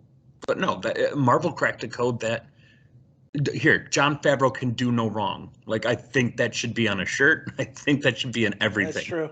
Yeah. I'd buy one of those. Yeah. All right, I'll get them made. And just a big picture of, I need fat John Favreau. I don't need that skinny one. Give me the fat bastard from Chef, the Chef movie. Yeah. I just need that big, chubby, sweaty bastard. John Favreau can do no wrong. Not the Favreau from Swingers. We're talking about the one who everything swings on. That's yeah. And speaking of Marvel, I thought it would be interesting to ask, because Blade is coming out soon, or not soon, but it's a thing. Who do you think could direct that? Ooh. Ryan Coogler? Yeah, that's pretty cool. I think F. Gary Gray, because he wanted to direct Captain America at one point, so why not give him a chance? And my number one, I don't know who was behind it, but Lovecraft Country, whoever directed those episodes. Oh yeah. Yeah. Mm-hmm. I'm just now getting into that. Oh, and you're just now? Okay, how do you feel about it? I'm 2 episodes in and I'm severely confused, and I like that. Yeah. I like thinking while I'm watching. There's some shows I like in the background, but no, when it comes to something like that or any Fargo season, like I need to sit and watch it. It's an event as opposed to something I just do. You know what I mean? Honestly, it's a little out there, but Blade's a very dark movie. You need to have dark overtones. You need to have element of fantasy almost with the villains. You give that to Del Toro. Let him play in the MCU a little bit just to see what he can do with the Blade. Like, look at what he did with Hellboy. Like, you give this guy another obscure character who just so happens to have a lot of dark ties. I'd be on it. That or give it to fucking David Lynch. Just let's see what Lynch would do. Oh my god! Holy shit! Oh man, it would just be a mind fuck. You're dreaming big right now, Bob. You're dreaming big. Here, I would love David Lynch to do Doctor Strange 3, just because of how out of the realm of anything his movies are and how anything in Doctor Strange is supposed to be totally out there. I'd love Lynch to play it. I would love to see Benedict Cumberbatch as a poster, like a Razorhead, like.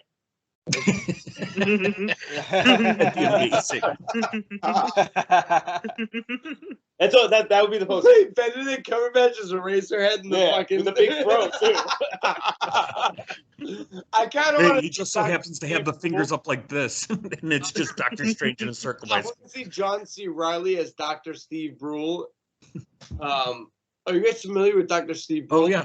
Yeah. I've watched that thing religiously. I think there might be like an image of him as a Razorhead as Dr. Steve Brule. That has to be.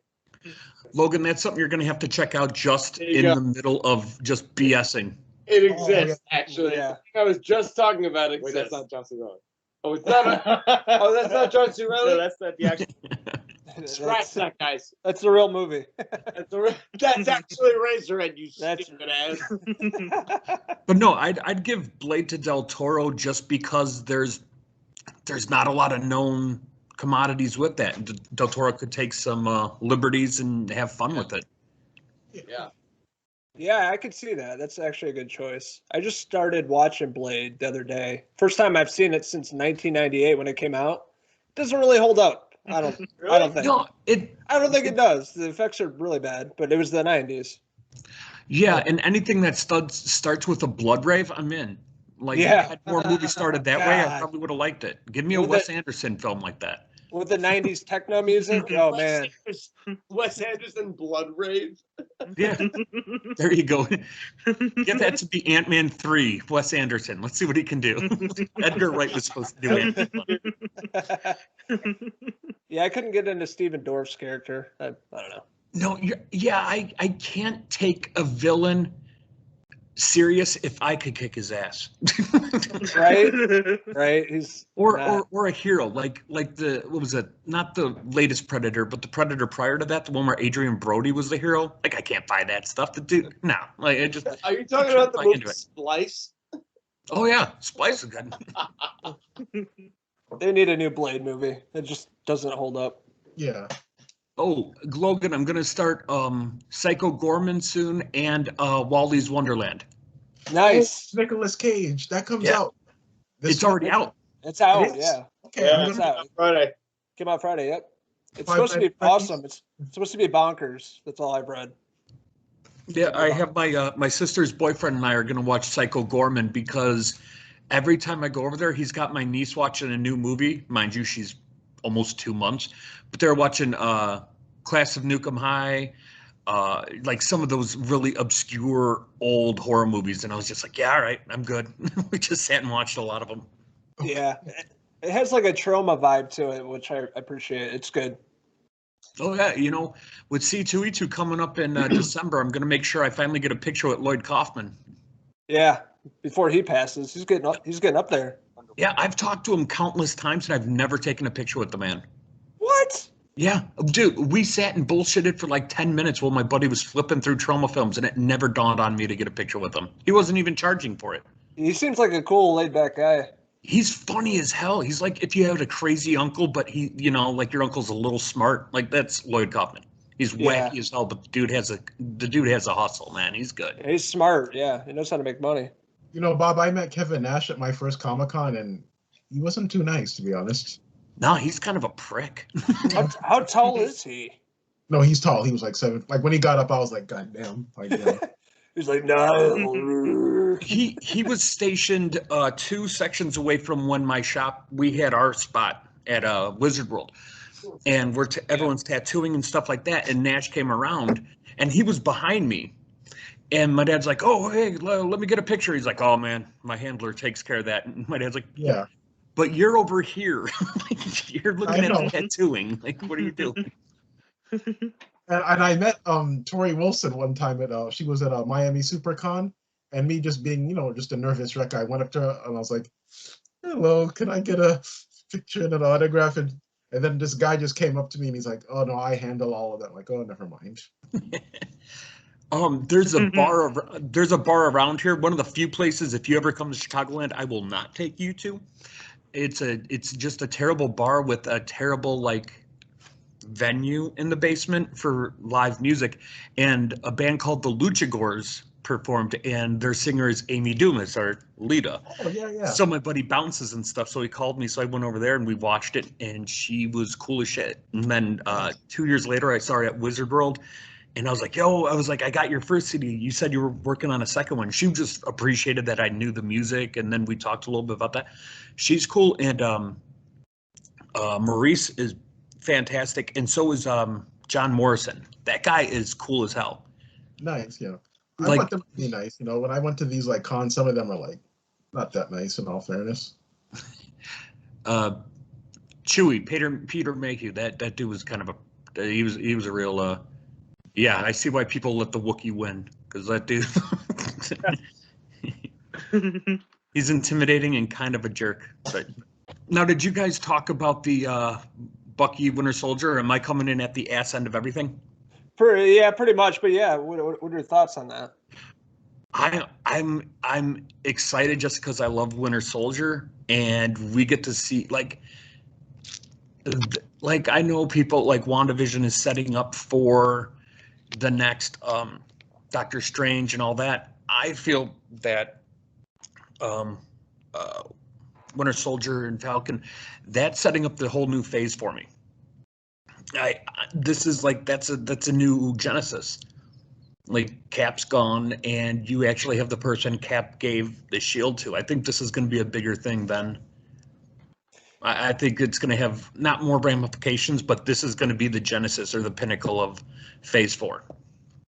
I think it's going to be a lot bigger than what we expect, and it's going to set up nicely for the next phase. But I'm always interested to hear what you guys think, because you guys read comics. I don't. I love the Winter Soldier. It sounds weird, and this is going to be like not overshare, but suffering from severe panic disorder and being bipolar since I was 15, and having these flashes of where you don't remember what you said, what you did. You know, there's a fist hole in the wall before you get anything trained. I always identified a little closer with Winter Soldier just because when he would come to, he didn't know the wreckage he had caused and always wanted to atone for it and stuff. So that it always hit at me on a different level. So like watching them kind of go more into Winter Soldier, I love the Sam Wilson Captain America. If you ever get time, Niall, I'm sure you've read the Not My Captain arc. That was the first arc of Sam Wilson where everybody was complaining, saying that's not my Captain America. No, my Captain America is not a black man. And it was fantastic. And I really do that in the show. I think that's what's in the show. Yeah. Because I know they're going to say, oh, S.H.I.E.L.D. doesn't want we have our own guy. But I think they have to touch on the whole fact of since World War II, it's been this white guy who was on ice for a while. Mm-hmm. And I think it could be a nice social commentary where it doesn't have to be, but at the same time, as soon as that shield was handed over to Wilson at the end of Endgame, it's what a lot of the old comic fans were saying to each other, like, oh, you gave the shield. You know what I mean? Like, I don't know. I'm excited for that movie a lot, for that show. Plus, also, we get to find out if they give Agent 13 a hard time about kissing her uncle, like capping her, share a real romantic kiss, and all of a sudden Kiss and Patty married. Like, she kind of had this big intimate moment with her great uncle. It's a little disturbing. And a random thought here, Kevin. One more thing about Judas. Martin Sheen, he looks like the Penguin from Batman. Hold on. I just thought about it. He's coming back. He's in the bathroom.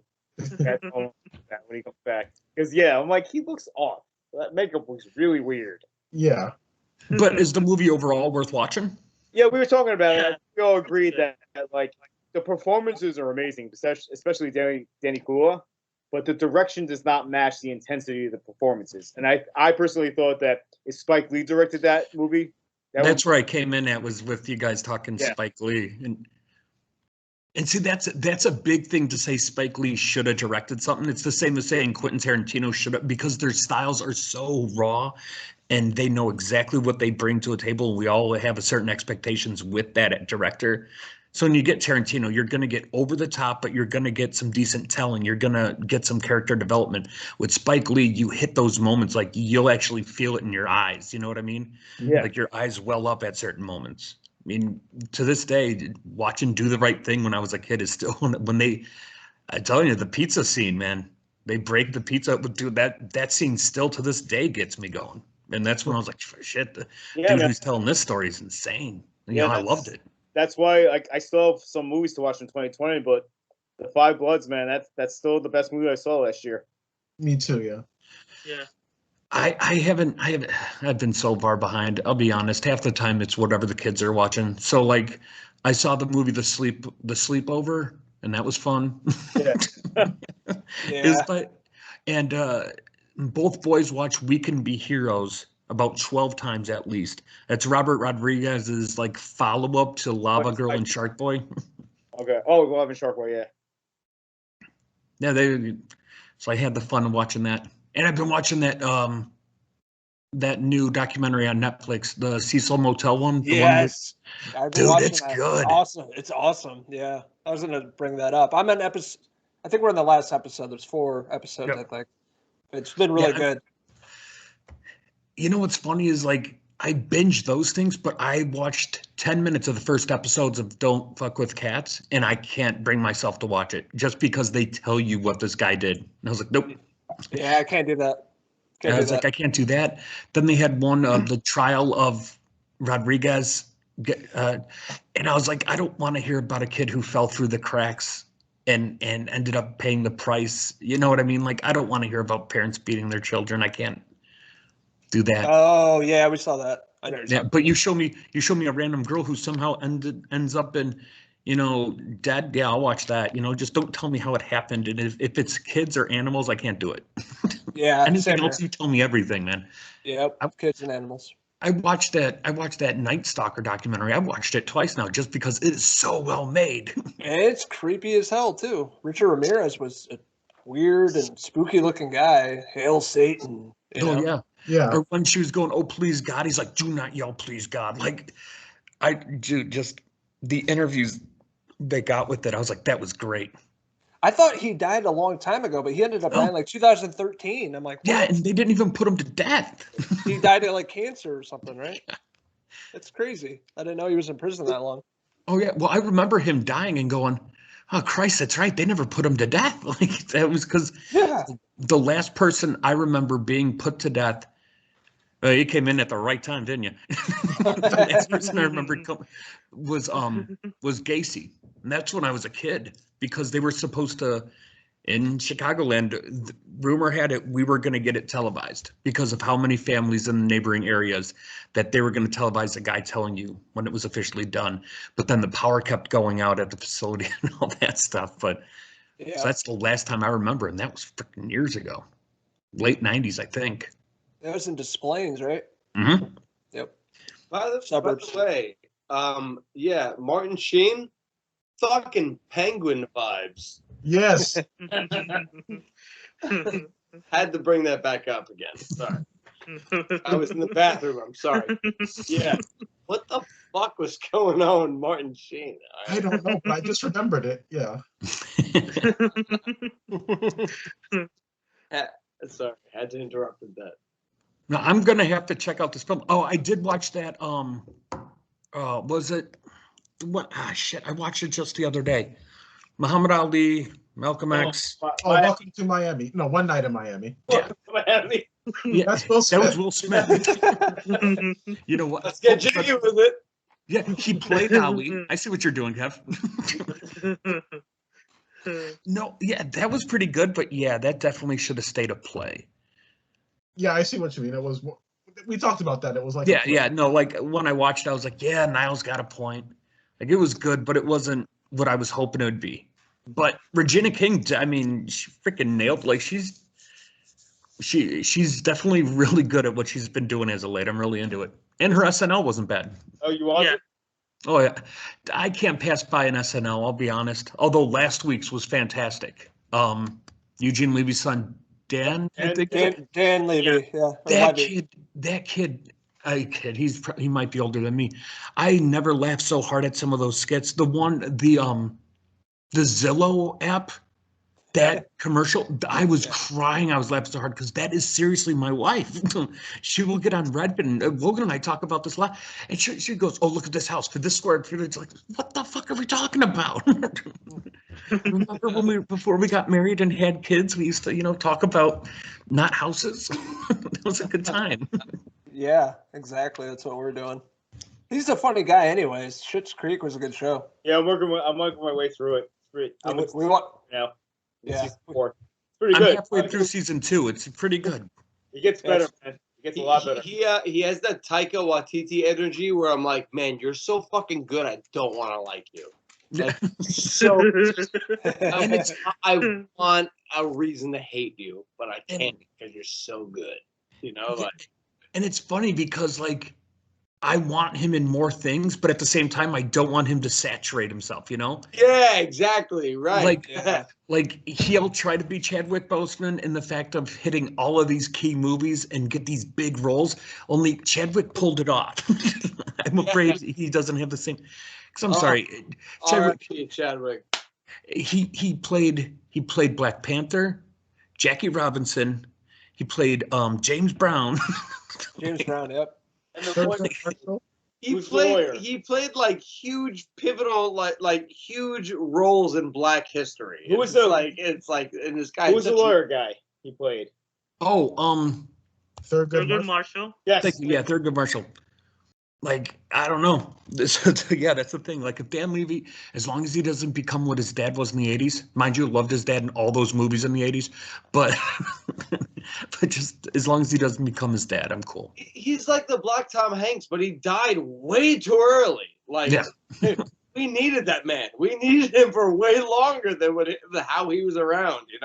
He needed Chadwick Boseman to play way more roles, and it didn't happen, and I'm so upset. There's always one generation. You have Ledger, River Phoenix. There's always one actor who goes too soon. Well, that's him. Unfortunately, yeah, no, Chadwick Boseman was awesome. I miss that dude. But I'm also playing through Borderlands, which was exciting. When I saw Jack Black was the voice of Claptrap. I was like, yeah, that's perfect. I've never played that game, but I've seen the style, and he seems like he fits perfectly in it. I'm so stoked for that movie. Yeah, me too. Jamie Lee Curtis got cast as Tannis, right? And then you have Kate Blanchett's who was it? Lilith, right? Yeah, and then Kevin Hart. Oh, Kevin Hart. Yeah, that's the other person. Yeah, well, it's funny because you're like, is pretty much going to be Jumanji. At some point, Rock's going to show up. It shows up in everything. And honestly, I can't even be mad at it. Tuesday, he's got Young Rock coming on, and I'm going to watch it. Why? I don't know, but I know I'm going to. And you know what? I'm going to find it fucking delightful, and I'll keep watching it. I want to watch Keaton's show. Ooh, yes. Yeah, Keaton Thompson. He has a show right after the Rock one. Yeah, I'll have to. I'm going to give it a try because I want him to succeed so much. Yeah, I love Keaton Thompson. Like, I fucking deserves it, man. He just does. That and plus when everything came out about that dude from Nickelodeon, all the horse shit that he had to deal with and Amanda Bynes had to deal with and stuff, like it just makes you root for him a little more. Don't get me wrong, the girls had it a lot worse. But like you're just like, this guy has child actor, no drug scandals, he's married, has kids. Wait, I was talking to Jesse about this. Like, Yeah. There's never been anything bad about Keaton Thompson ever. No. I think the only bad thing Keaton Thompson did was probably a role. You know what? Barbershop 2. You know what? Maybe Keaton Thompson is the Black Tom Hanks. I'm sorry. Maybe I was like, he could do no wrong. He was, you know. Also, Logan, I know at least you'll be really into this. Clarice, the first episode was fantastic. Yeah, I've been hearing good things about it. I haven't seen it yet. Clarice and Resident Alien. If you have a moment, Resident Alien is a blast. The Alan Tudyk one. Yeah. I gotta check that out. Dude, I love Alan Tudyk in anything though. So. Firefly. His name is also in Keaton, Don Johnson. And I just speaking of Don Johnson, I finished Eastbound and Down the other night. Oh, so good, right? He's great. So good. You know what? Let me correct something I said. I think Tom Hanks is the white Kenan Thompson. I'm sorry. Let's just go back and correct that. But yes, he's standing down. Yeah, Go on. No, from now on, I'm referring Tom Hanks as the white Kenan Thompson. Should, Bob. Should. Yeah, that last season was amazing when he was on the talk show and. Dude, that show didn't get nearly enough love when it was on. Like I watched that every Sunday. I was like, all right, you know. Me too. I couldn't get enough of it. That first fucking episode set the tank when he laughs at his nephew for being, or his niece about being named Rose. And I was like, what's his name? Fucking Shrek. God, that show's so good. I have to watch the other because I'm gonna watch the other two shows like down the line, Vice Principals and the Gemstones one. The Gemstones one is fantastic. Righteous Gemstones. Yeah. That's good. Yeah. That whole cast is great. Danny McBride, John Goodman, Adam Levine, and the girl. I can't remember the girl yet. I can't remember her name, but no, that show's fantastic. They're just now shooting the second season. The Boys season 3 is starting again, so I got to make sure. Yes. Is that going up? Is that on air? Oh, yeah, they got renewed for 2 seasons before season 2 even started. Oh, wait. You said season 3 though, as if it's like a thing that's happening soon. Though, is that happening soon? I believe they're shooting it right now, and they're already a couple episodes in because Carl Urban starts sharing the weirdest pictures, like him covered in blood. You're like, oh, he's back to being Billy right now. That's great. Yeah. I love that show. Billy the Butcher. And when they those are another set of comics that you should read just because they go in completely opposite directions. But I've actually never read The Boys, the comic. read the comic. It's raunchy as shit. It is. It's raunchy as shit, but it's fun. Although, if you want a real good series, DC has put out their Black Label comics, and they did one of the 3 Jokers, which is by far one of the best Joker stories, and it's a continuation of The Killing Joke in a way, so that's really good. And then they just put out a new Hellblazer one. It just finished up. It's pretty good as well. Okay, I'll check that out. It's John Constantine actually being scared of something for once in his life. And so it was cool when they made Constantine scared. You're like, oh, okay, I'm in, you know? The guy who faced down Satan, he's afraid of something, I'm in. Bob, I don't know if you've been checking out, but I told Logan about it. Have you been reading Philadelphia? Do you know about it? I've read a couple of the issues, and I haven't. I'm so far behind on a lot of the comics, although I'm picking up the obscure ones still. Like Okay. Second Coming, where there's a superhero and Jesus and they team up together. It's hilarious. It shouldn't be, but it's fucking great. And just so you guys know, Philadelphia is a comic series. It's going to be I believe, a FX series. They picked it up, and Anthony Mackie is going to be the lead. As it should be. Right That on. he's good in Altered Carbon, and I Yeah. mean everything Right. else. Yeah. I mean, his career is all good now because Eminem beat him in a rap battle. Then that dude went and been an Avenger right then and there. I mean, we need to really thank Eminem for a lot more he's given to this world. He hurt Papa Doc so bad he went and became an Avenger. No, he went into the military, got PTSD, became an Avenger. It's all canon. They don't mention it, but Sam Wilson's from Detroit. He battled on 8 Mile, and this is where he's ended up. Bob, you brought up another point. I think I put this on the group text. Movies that are so painful. Logan, you brought it up. Yeah. Farley brought it up. Movies that are so sad or painful to watch. Detroit, that's one. Oh, Detroit. Detroit, yeah. I've only seen that once. But Yeah. it's a good one. Watership Down. You know what's really good and painful to watch? Like one of my favorite movies, American History X. I There- own that there movie. you It's one of my go. favorites.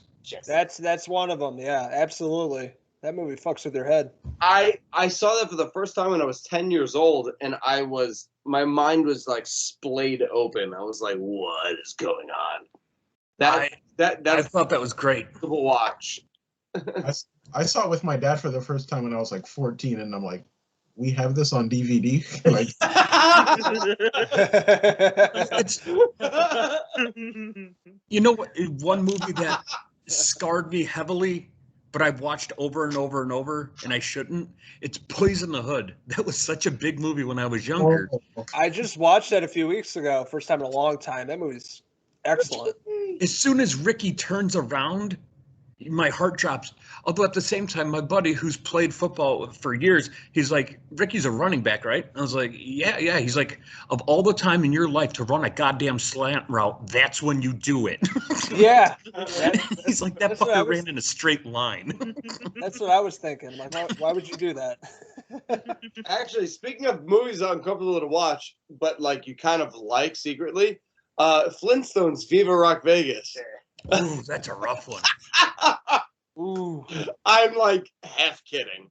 No, you know what? I bet that's definitely the Pillow Man, that pillow or My Pillow Guy. That's his favorite movie. It's got his girlfriend Jane Krasinski in it. So. Oh, I don't feel good about saying that anymore. Isn't the pillow guy like a serious racist? Like, what's good? When he's saying Jason Krasinski, No, so there was a big, he says they don't, she says they haven't, but yet people are like, yeah, they have. They've been banging in a beach house. What? good for him. The But you know pillow what's guy funny? and Jane Krasinski are fucking?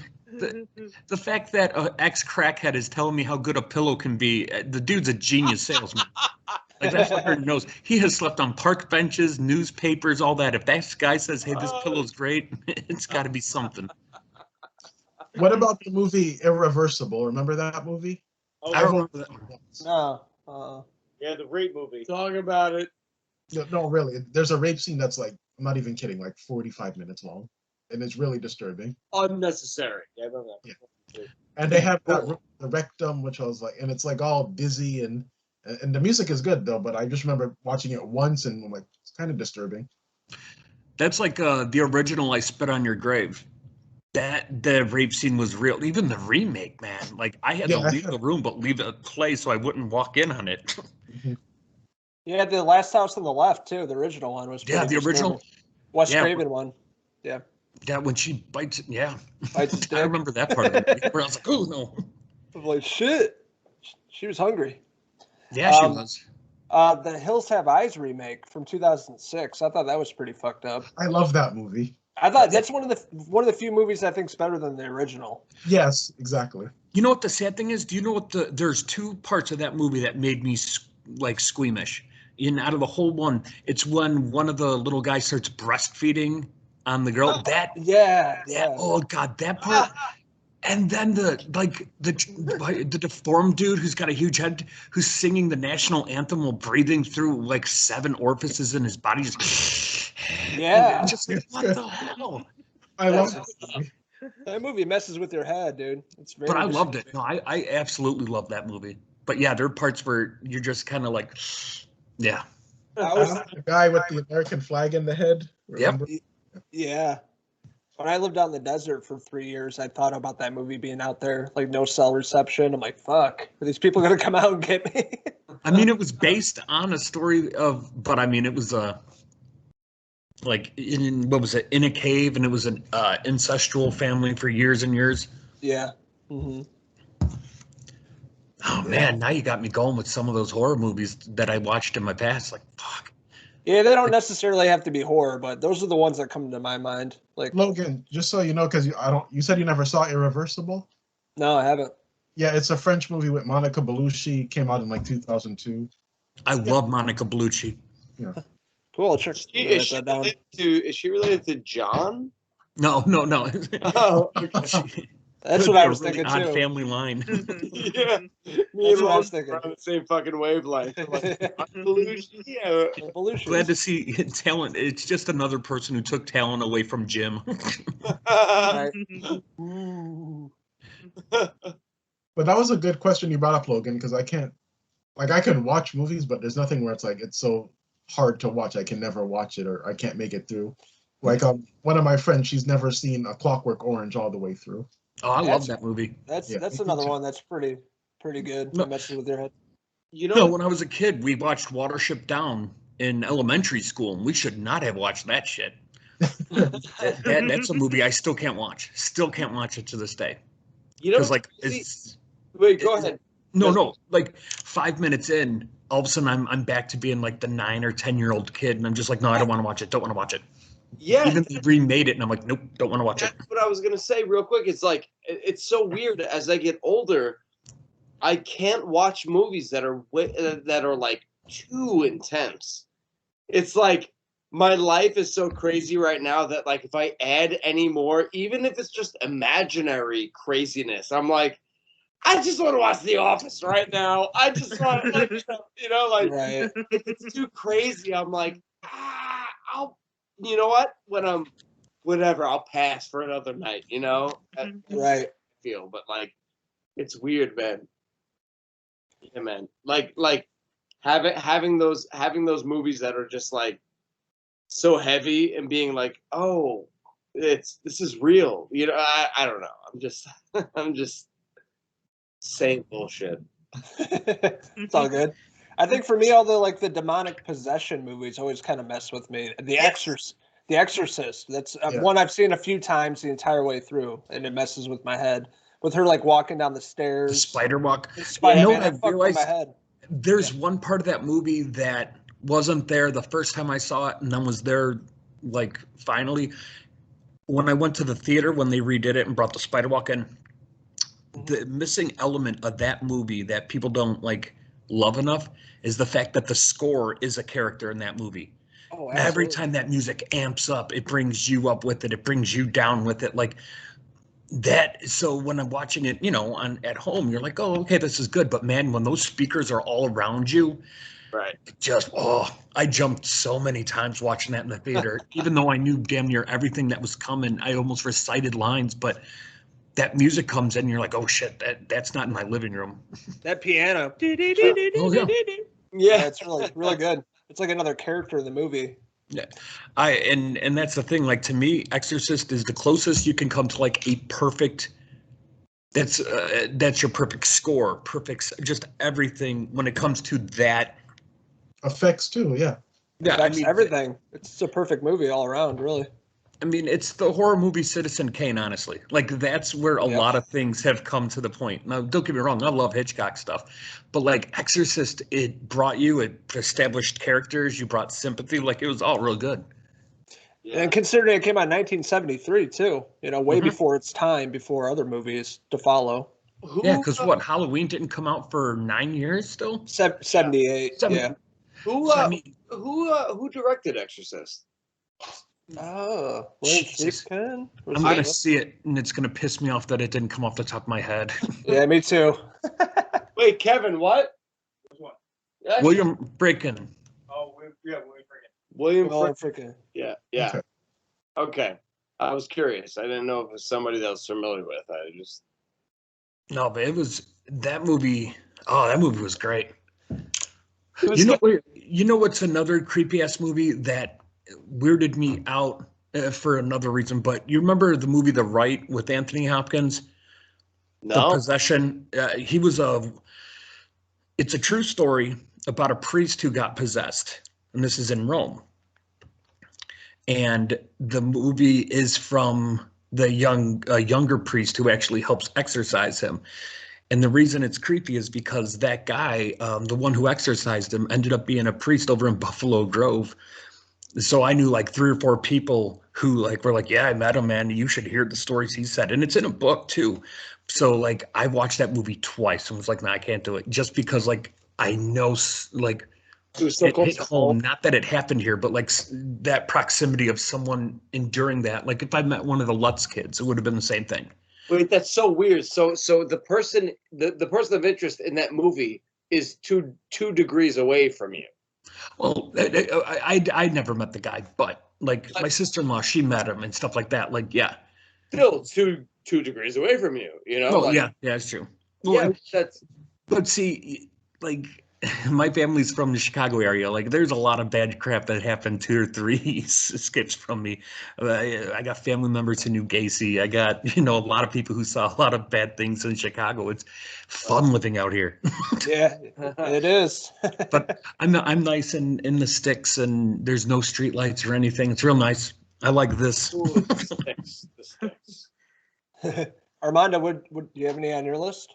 Yeah, it was one. This actually is a story I can tell right now. Like, Yes. because the only thing, like, how I watched it, it's like I didn't even mean to watch it. It was just one of those things where basically I love comedy, so I was really into like Kids in the Hall a lot as a kid. Dude, Yeah, and so I would make a list. It was my birthday, and I told my mom, okay, these are movies I want like for like my birthday, and she would like go like, cause like transportation was kind of hard, so she would like sometimes afterward go to the store like close to my birthday, get DVD, go to like Walmart or Borders or something or Best Buy. So she comes home, it's like my birthday.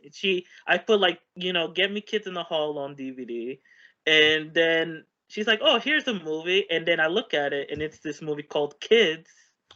And I was like, okay, I don't know what this is, but okay, let's This put was it Rosario on. Dawson's first movie. Yeah, and then I was like, okay, it's not what I wanted, and I kind of knew what it was, so I put this on, and then I'm like, I already knew what it was getting into, kind of, and then I was like, okay, there's nobody's squishing heads in this, nobody's has a They're cabbage for squishing some head. other stuff though. Yeah, they are. So what happened was so I put it on, and then I watched it by myself, and then I was like, okay, let's see what happens. And then like the whole movie, I was just like weirded out by it, and I was like 13 or 14 when I watched it, and I was like, okay, I don't know what's going on with this. And then it ends on a rape, and then I was like, I just threw that DVD in the trash after that. Yeah, That's a fun movie. yeah, I'm good. yeah. Harmony Korine is a hard pill to swallow sometimes. Yeah, Oh, he is. Absolutely. For real, yeah. Ooh, another one that was too intense for me as a kid, The Network. Then what? The net. I'm mad as hell and I'm not going to take it anymore. Oh yeah, I'm mad as hell. I'm not gonna take it anymore. Yeah. Preston did that. It was a great movie, but oh, So wait, you saw that as a kid, and what was your reaction? What? I immediately thought everybody had a lot of bad mental issues. And you I were wasn't correct wrong. that I had. You were correct. This is around the same time where we had like senators blowing their heads off on TV, but no, like I remember watching that. Scanners. Yeah, Scanners. Yeah. God, I need to revisit that movie one more time at least. Yeah, I watched it during 31 Days of Horror. First time in a long time. It's awesome. Cronenberg. Yeah, I was gonna say anything that and oh, shit. Do you remember the movie Brain Scan? Yeah, with Edward Furlong. Yeah. Yeah. I was talking to people about this movie. Half the people don't know what I was talking about. Just like that thing I put on Facebook, Zoobaloo Zoo. I thought I had a damn fever dream. Finally, I saw it, and I was like, oh, God, that's right. It was a thing. It was a thing. It really did happen. Yes, I know what you're talking Exactly. I was like, man, I had a lot of fun in high school. I did not know what was happening here. You're smoking a lot of schwag resin. Yes. And apparently animals started singing, so that was a thing. No, it really did happen. It wasn't an acid trip. Oh, here, a movie I've watched. I got 2 examples of something I watched once and haven't watched since. Meet the Feebles and the Star Wars Holiday Special. Oh, you just opened a can of worms, my man. And has anyone seen Meet the Feebles? No, I've heard of it. It's one of Peter Jackson's first movie, if not his first movie. Here. Is it with the thumbs? Yeah. Well, the picture, there's puppets. Oh, puppets. And you get a deer hunter Russian roulette scene in Vietnam with puppets. It's so fucked up. From going from there to seeing him do Lord of the Rings, Meet the Feebles. It was so extreme. It was that's an acid trip of a movie. It definitely one to watch though. If you haven't watched it, honestly, watch it at least once to say you did. I have to check it out. Yeah, his first. I watched Dead Alive. Oh, Dead Alive is great. Oh, that's a great one. I'm tough, but it was good. No, I'm telling you, watch the Meet the Feebles. Everyone needs to because I gotta stop being the only one who saw that. Doesn't somebody get run over by a lawnmower in that movie? Is that the movie, or is it another one? There might have been another one. I might have blocked parts of that movie out. Just that and yeah, the Star Wars Holiday Special took me 3 times to watch before I could finally get through all of it. Fair enough. But the ending is beautiful when a coked out Carrie Fisher starts singing. Like I was right there with her. Exactly. Get another line. Her and Debbie Reynolds could have came out in that chain link bikini. I'd been fine with it as long as they were both coked out of their mind. Yeah. Also, Chewbacca's family was wearing clothes, meaning Chewbacca's just freeballing it the whole time. That's the Han Solo. Like, so many things in my life were questioned about that day. And also, Chewbacca had a kid. He's an absentee father. He was choosing on going on these fucking adventures. He's leaving his kid at home with his mother-in-law and his fucking grandfather. No, it's some bullshit. I hated them after a while. Chewbacca was freeballing it the whole time. He had a fucking sash. He had a bandolero. His kids are wearing shirts. Oh man! It turned whatever happened to that Millennium Falcon to the most homoerotic thing in the world. Homosexuality on the Millennium Falcon. Exactly. Maybe that's what he meant by "let the Wookiee win." Well, so be it. Happy day, motherfuckers. I just want to thank you for having me on here, and very nice meeting you guys. But yeah, you were awesome. You're really funny. Oh, thanks. Come back anytime. I would love to. You guys were fucking great. I had a blast. But go on. Last thoughts for the normal people on this podcast. Sadly, I'm the only one like this in my family. I'm really excited because we're getting the Muppets on Disney Plus, like all 4 seasons. You can't even buy the 4th season out there. So I'll be able to finally watch all that. The Alice Cooper, the Mark Hamill, I'm excited for it. I really am. I know it's really strange to say. I'm sorry. I know I said goodbye, but Alice Cooper and Mark Hamill? They were on the Muppet Show. Yeah, dude, they were on the Muppet Show. Yeah, Alice Cooper's on there. And Satan as the Muppet comes in and gets afraid of Alice Cooper. Well, I'm going to Google this and say goodbye for a second time. Bye, guys. Goodbye, farewell. I hope to see you again. Wait, real quick. Did anyone see Malcolm and Marie? Or is that just pretentious? Yeah, well, I saw. No, I didn't. Talked about it. Yeah, we Um, disagreed Is on it is it as pretentious as shit as the trailer makes it look? Armando is a fan of it, and I'm kind of a fan of it, but just to say it real quick, it's up its own ass, and like in my opinion, with artsy fartsy, and when Okay, they yeah, it looks like a GQ photo shoot, so it doesn't look Yeah. real to me. See, watching the trailer, I thought it was a cologne ad. He had a voiceover with Zendaya, half scantily clad in a blowing wind. Like I was like, the hell was that even? When they argue, like they're arguing is the story, and it's kind of intriguing, but it could have been 20 minutes, not stretched out to an hour and 50 minutes, in my opinion. Yeah, I didn't want to invest anything in it. I like Zendaya. I just don't know if she could carry a movie. It just nothing about that movie felt like it was for me. And Armando, you might disagree with me on this. I feel like Zendaya is the better actor than John David Washington in this. I mean, I think Zendaya's grown on me a lot, like the last few years. Like Euphoria, she's great on that show, and Yeah. like I thought she was really, really great in that movie. Yeah, I think the movie's like definitely pretentious, but like I think I just kind of accepted Mhm. it for what it was. That I was like, okay, they're gonna talk the way they talk. There's gonna be a long monologue about movie critics, and that's gonna go on forever. But okay, like that's the movie I'm here for, I guess. Yeah. All right, so I'll give it time when I have nothing else to do. Yeah. Like if you're someone who like looks at art and you wear black turtleneck sweaters and you smoke the long cigarettes, then yeah, Yeah. Beat on a drum and do this after everything. Oh man, that's funny. Niall, you're talking about House of M. That sounds like right up my alley. I think I'm gonna check out that comic. Yeah. Yeah, I've heard of it. I just read it on Wikipedia, so it sounds like I'll really good book. I'll send you a link, Logan. All right, yeah, I'll check it out for sure. And I know you haven't gotten around to those movies that I suggested yet, but I don't know if I suggested Frank Calhoun movies to you, Logan. He does horror movies. Bob, do you know him? He did P2. Yeah, P2 was fucking great. Yeah.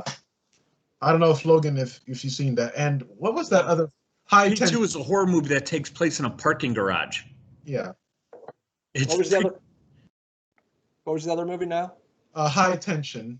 High Tension. I've seen that. Yeah, that was classic too. Okay. That was a good one. I've seen that one. I was gonna say that feels like Hostel and stuff like that in the same gore faction, but no, P2 was fantastic. Mhm. I think that released roughly around the same time as like Red Eye did, because I feel like it was that was a theme. Psycho young girl in a spot where they definitely can't get out of fast enough. And I Saw the Devil. Logan, did you see that one yet? I downloaded the movie and it didn't work, so I tried to watch it, but Okay. I leave work tomorrow. I swing through your neck of the woods and I have your copy of the DVD in my car still because it's been there instead of at your place because I keep forgetting to drop it off. So on my way home tomorrow. I'm off work tomorrow, so I'll be around later today. I like those I'll movies. drop it off on my way home because I got to pick up a couple things from my buddy who's probably 20 minutes down the road, if that, from where you are roughly. Cool. But yeah, I did try to watch it though for 31 Days of Horror, but it didn't work, so I just moved on. Yeah. I hope you like it. I think you will. Yeah. Oh, it's a good one. Same with, was it Mommy's? I was gonna say I got the Friday the 13th box set finally. Yes. Yeah, so I'm gonna go through those just to do it. Yeah. I just finished it last night. Oh, okay, that's cool. Yeah, 7 through 9 are fucking garbage. It's so yeah, 7 is kind of like I was like, let me find one. I think 7's the one with the psychic girl, right? I think it's 7. Yes. I started with that one. I liked it more, but like you still got like all the characters in that one are born, and when they die, you're just like, okay, I'm glad you're dead. You're taking too long to die, but I like that. I just like the Manhattan's terrible. Jason Lives is garbage. These movies made me appreciate the remake, which I did not like when I saw it, but I watched the remake last night and I'm like, it's actually has a story. And the person I was watching was saying I actually like Jason in this one a little bit better. Got to get a little bigger picture of who he is in this one. I think that one had better story, better characters overall. Yeah. And Jason X is fantastic. Yeah. I need to rewatch that one. I hated Jason X the last time I watched it. Yeah, with Jason X, my friend was saying that like when someone I said with Jason X when he was in the spacesuit and basically going around space, he would look up and he would go up. He would look to the right. He'd go to the right, and like they said, "That's to space." Just the part where he goes through the virtual, like the holodeck, and gets those girls who are like, "Hey, you want to have premarital sex and do drugs?" And that's like the next scene there, he's just throwing the punching bag, the sleeping bags into a tree, and then on the fire. So awesome. But, yeah, I got the Nightmare on Elm Street, so I'm going to do that next. I get the box. Okay, that's cool. Yeah, and do you guys see The Undoing? I'm watching that right now. I finished it a while ago. Good. I really liked it. Yeah, I mean, I can get over like that's Nicole Kidman. That's like her thing. Like she's always like a wife who's always done wrong. Yep. She's always well-to-do. Is that she Nicole Kidman? Yeah, Nicole Kidman. Yeah. Grant. Oh. Mm-hmm. And next Friday, I watched it. I got an illegal copy of it. It was I watched No Man's Land. I loved it. I thought it was awesome. Francis, yeah.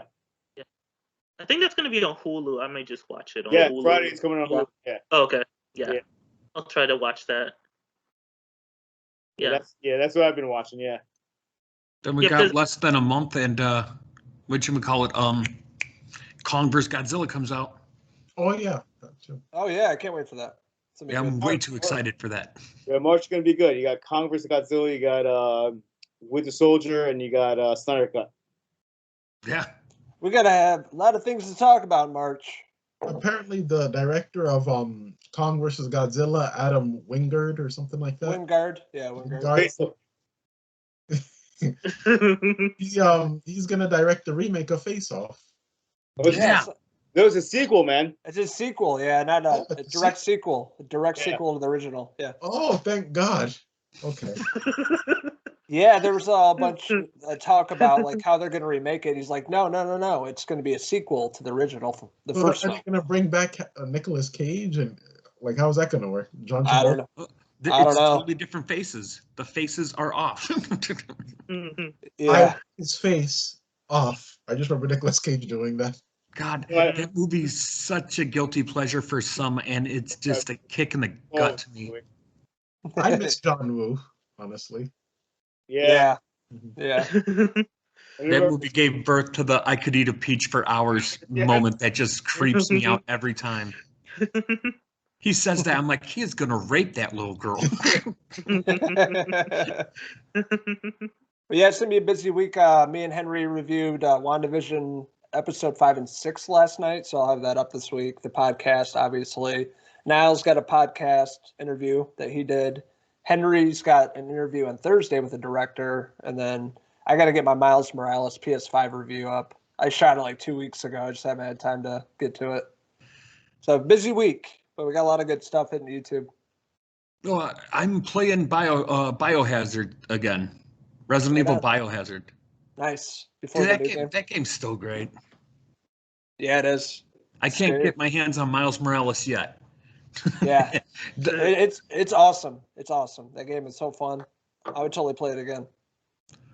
And it's only about 15 hours to get through it, so it's short. The one game I'm waiting to drop in price a little is Tony Hawk 1 and 2 Remastered. I love them damn games, and same. Yeah. That, and if they give me American Wasteland again, American Wasteland, number 3 was the one where Jackass came in. That was a fun one too. Anything with a digital Bam Margera, because God knows he won't be alive long enough to see it. It'd be fun. Well, episode 104 of the CinePhellas Podcast, the Valentine's Day edition. You know, it was cool being with all of you. Truthfully, I love you guys more than I actually love some other people, so that's good. Yeah. Did you just look at someone while saying that? Right. You looked up like Mom was standing over your computer. No, but anyway, for episode 104 of the CinePhellas Podcast, we are the CinePhellas. Until next time, Logan. Cheers! Come on, why don't you wild boys give me another chance? I'm sorry I messed up, Let me get on the CinePhellas Podcast next time. Love you, boys. Love Uncle Cara Dune.